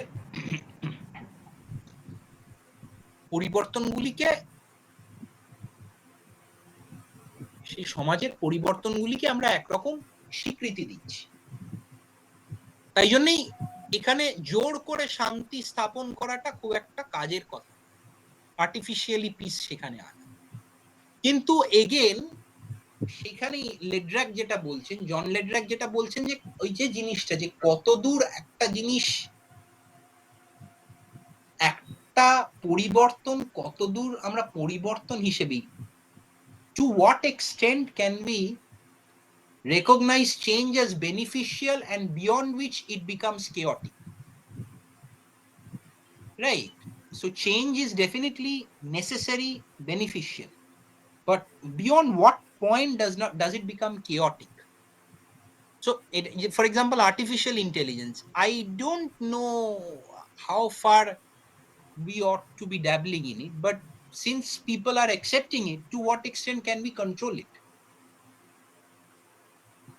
So my point is, yes, conflicts in many cases reflect deep-seated transformations in society. But again, Ayush, we must keep in mind one thing: all transformations are not necessarily for the better. So if we look at Afghanistan in the 1970s, Afghanistan was a very different society to what it is today. In the 1970s, under communist rule, Afghanistan was a very fairly it was a secular, more or less largely well governed place. But if we look at it today, it has changed. But what has it changed into? So my point is, evolutionary change is also something that we need to look at very carefully. I think whenever we say that something's natural, are we actually looking at all of its ramifications? আমরা যখনই কিছু জিনিসকে স্বাভাবিক প্রক্রিয়া বলে ফেলি, স্বাভাবিক প্রক্রিয়া মানেই কি জিনিসটা খুব কল্যাণমূলক? স্বাভাবিক প্রক্রিয়া মানেই কি জিনিসটার খুব ভালো কিছু দিক আছে? So this is actually the doubt and the conundrum that this topic will always carry, and it's anybody's guess at a point of time. And this would be my response, but thank you, Ayush, for both of these questions. Thank you so much, Subramil, for your response. Thank you so much. And I'm really thankful to Ujjwal actually for conducting this and also like allowing me to attend it. I'm really thankful to Ujjwal also. Thank you so much, sir. Thank you, Ayush, for joining us, and also thanks to Sri Subranil Bose sir for delivering a wonderful lecture in our session, add-on course on value and peace education. Thank you so much, all the participants. আমার একটা just experience বা এটা আমার just একটা মতামত। আমার মনে হয় যে আমাদের কোথাও একটা পার্সোনালিটি বা মানে এটা ওয়ান টাইপ অফ সাইকোলজি, এই বেশিরভাগ কনফ্লিক্টের ক্ষেত্রে বা পিস বিল্ডিং এর ক্ষেত্রে আমরা যেটাই বলি না কেন, কোথাও না কোথাও একটা হিউম্যান সাইকোলজি কাজ করে। এটার মানে পেছনে সবসময় জড়িয়ে আছে মূল কারণ হিসেবেই। কিন্তু আমরা যেহেতু সাইকোলজির বিষয়গুলো ততটা অবজারভেবল না, সেই কারণে আমরা হয়তো এই বিষয়গুলোকে তেমন একটা গুরুত্ব দিই না। আমরা বেশি অন্যান্য বিষয়গুলোকেই প্রকট করে তুলি বা অন্যান্য বিষয়গুলোর উপর বেশি জোর দিই। কিন্তু প্রত্যেকটা ক্ষেত্রেই বা বেশিরভাগ ক্ষেত্রেই আমরা যেটা দেখতে পাই যে এটা একটা সাইকোলজিক্যাল ইম্প্যাক্ট আছে তার পেছনে। কারণ আমি মানে এটা আমার একেবারে ওন এক্সপিরিয়েন্স বলি বা ওন কি বলবো স্টেটমেন্ট বলি, যাই বলি না কেন। কারণ আমি একটা ছোট আমাদের শুধু আমাদের কান্ট্রির অ্যাসপেক্টেই যদি ধরি, আমাদের কান্ট্রিতে বিভিন্ন সময়ে বিভিন্ন জন অ্যাজ এ প্রাইম মিনিস্টার এসেছেন। এবার প্রত্যেকটা প্রাইম মিনিস্টারের পার্সোনালিটি ডিফারেন্ট ক্যাটাগরির। প্রত্যেকটা প্রাইম মিনিস্টার আমাদের যে এক্সটার্নাল অ্যাফেয়ার্সগুলো রয়েছে আমাদের আউট অফ কান্ট্রিজ, এই এক্সটার্নাল অ্যাফেয়ার্সগুলো তারা কিন্তু নিজের মতো করে ডিল করতেন। সেটা এই ডিলিং ক্যাপাসিটিটা কিন্তু তাদের পার্সোনালিটির উপরই ডিপেন্ড ডিপেন্ডেড, একমাত্র পার্সোনালিটির উপর ডিপেন্ডেড সেটাও বলছি না, কিন্তু পার্সোনালিটির একটা বড় প্রভাব আছে।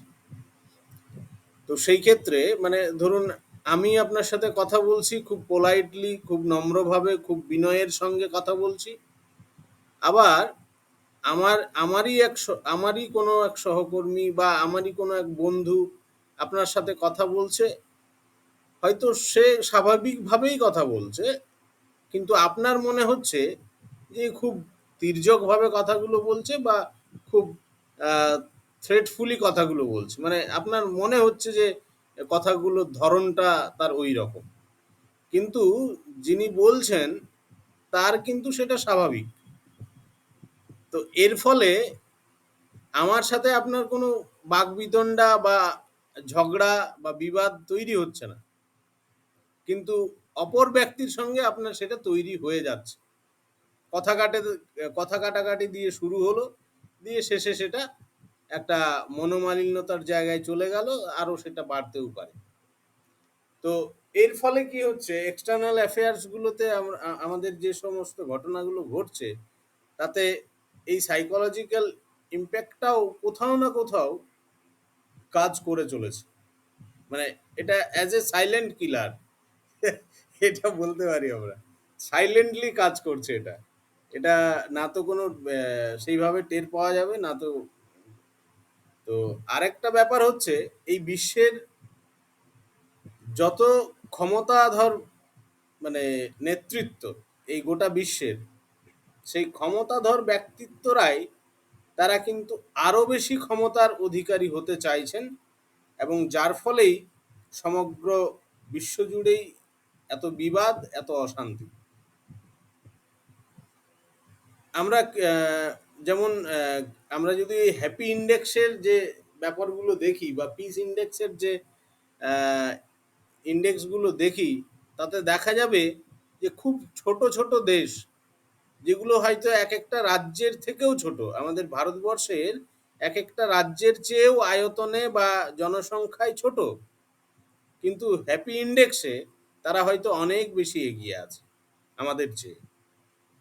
কারণ তাদের সেখানকার পপুলেশন, টোটাল কমিউনিটি কান্ট্রির, তাদের মধ্যে একটা ওয়েল এডুকেশন আছে, এবং তাদের যারা যেমন আমি কথার কথা বলেই ফেলছি যে আমেরিকার প্রেসিডেন্ট হিসেবে, ইউএসের যিনি প্রেসিডেন্ট হন না কেন, তাদের একটা মাইন্ড সেট আপ থাকে যে আমার এই ইউএসএ কে কিন্তু টপমোস্ট বানাবো, মানে ক্ষমতার দিক দিয়ে গোটা বিশ্বে আমি আমার ছড়ি ঘোরাবো।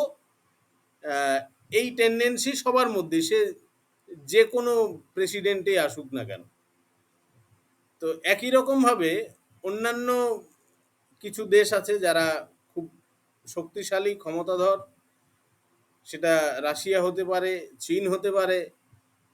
তাহলে একটা দেখুন, মানে এটা কি বলবো, সাইকোলজিটা অনেক সবসময় কিন্তু ডিপেন্ড করছে না, যে ওই ইন্ডিভিজুয়াল সাইকোলজি সবসময় ডিপেন্ড করছে না। কিছু কিছু ক্ষেত্রে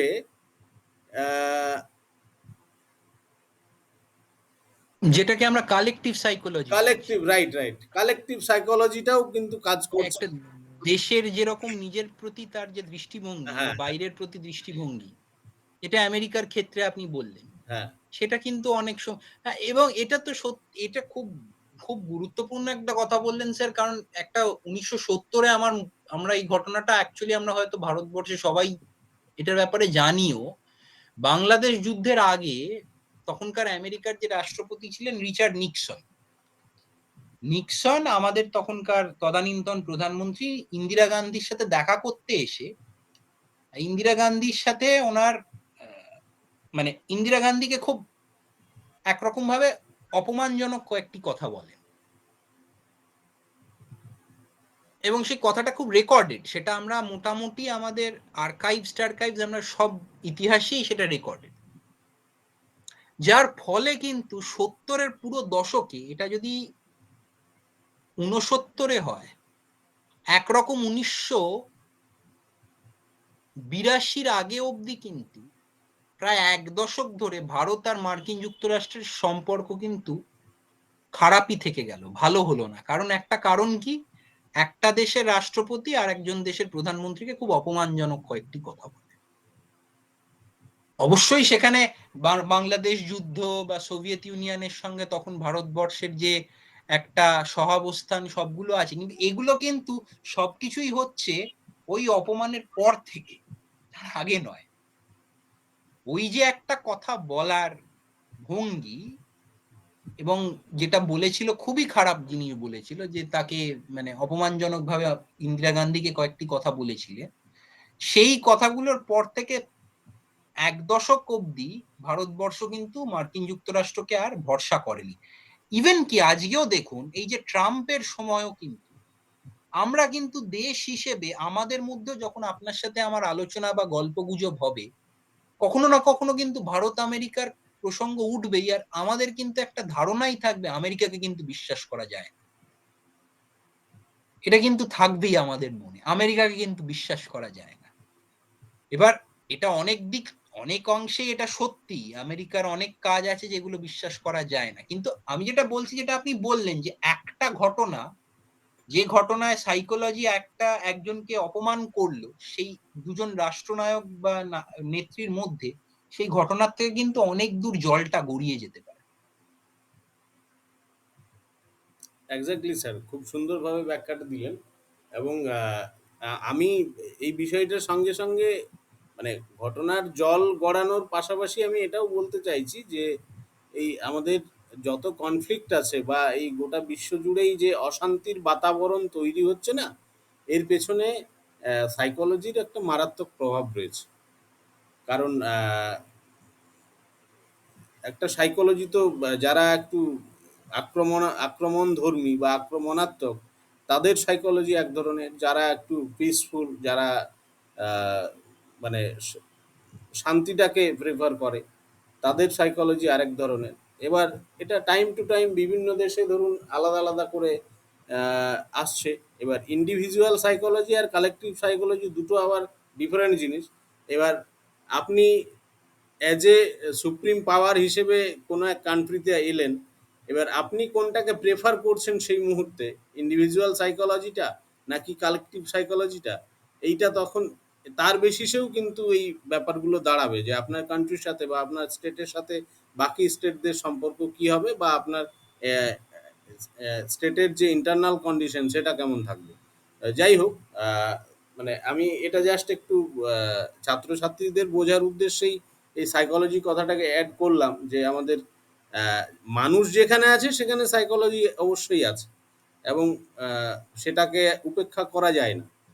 কিন্তু আহ, এই সাইকোলজির বিষয়গুলো যেহেতু খুব একটা অবজারভেবল না, সেই কারণে আমরা সবসময় এড়িয়ে যাই বা আলোচনার মধ্যে হয়তো তেমন একটা গুরুত্ব পায় না। কিন্তু এটারও যথেষ্ট গুরুত্ব এবং প্রভাব রয়েছে। যাই হোক, আমি আর বেশি দীর্ঘায়িত করতে চাইছি না। স্যারকে, সুব্রনীল স্যারকে, আয়ুষ আয়ুষ মজুমদার স্যারকে, এবং এখনো পর্যন্ত দুজন পার্টিসিপেন্ট, দুজন স্টুডেন্ট আমাদের সঙ্গে রয়েছে, তাদের প্রত্যেককে আন্তরিক শুভেচ্ছা, অভিনন্দন, শ্রদ্ধা এবং ভালোবাসা জানিয়ে আমাদের আজকের অ্যাড অন কোর্সের যে আজকের ক্লাসটা সেটা এখানেই শেষ করছি। ধন্যবাদ। আহ, সুব্রনীল স্যারকে আবারও ধন্যবাদ এবং কৃতজ্ঞতা আমাদের এই ক্লাসটাকে ফ্রুটফুল করে তোলার জন্য। Thank you sir. সকলকে ধন্যবাদ, সকলের কাছে কৃতজ্ঞ রইলাম। আর আমার আয়ুষের সাথে তো আমার সবসময় সম্পর্ক এতটাই গাঢ়, এবং তার সাথে সাথে সকল এখানে যারা আছেন শ্রোতা, তাদেরকেও অনেক ধন্যবাদ। আমারই যাদবপুরের একজন খুব কাছের একজন সিনিয়র দিদি সম্পর্কে তিনি আছেন, তার নাম অপলা ঘোষ, যিনি আছেন এখানে, উনিও জয়েন আচ্ছা করেছেন। আচ্ছা, thank you, thank you, thank you madam. মানে উনি সবাইকেই সকলকেই ধন্যবাদ জানাই যারা আছেন। আর আবারও উজ্জ্বল স্যারকে ধন্যবাদ জানাই, কৃতজ্ঞতা জানাই এই অপরচুনিটিটা দেওয়ার জন্য। সকলকে শুভরাত্রি জানাই, আবার দেখা হচ্ছে, আর আবারও আয়ুষের আরেকদিন আয়ুষের আলোচনা আয়ুষের কাছে আমি ক্ষমা প্রার্থী। আমার লিঙ্কটা আয়ুষকে পাঠানো হয়নি। না না হ্যাঁ স্যার আয়ুষ, ঠিক আছে, শুভ্রনীল আমাকে কমিউনিকেট করেছিল, আমি ভেবেছিলাম যে একদম আমি কিন্তু 100% জয়েন সেটা করবো। জানি, আমি কিন্তু সেটা জানতাম, সেই জন্যই পাঠাইনি। আমি জানি যে ওটা আইএসএর কাছে যাবে। ঠিক আছে, থ্যাংক ইউ, গুড নাইট সবাইকে। গুড নাইট সব, thank you sir. Thank you.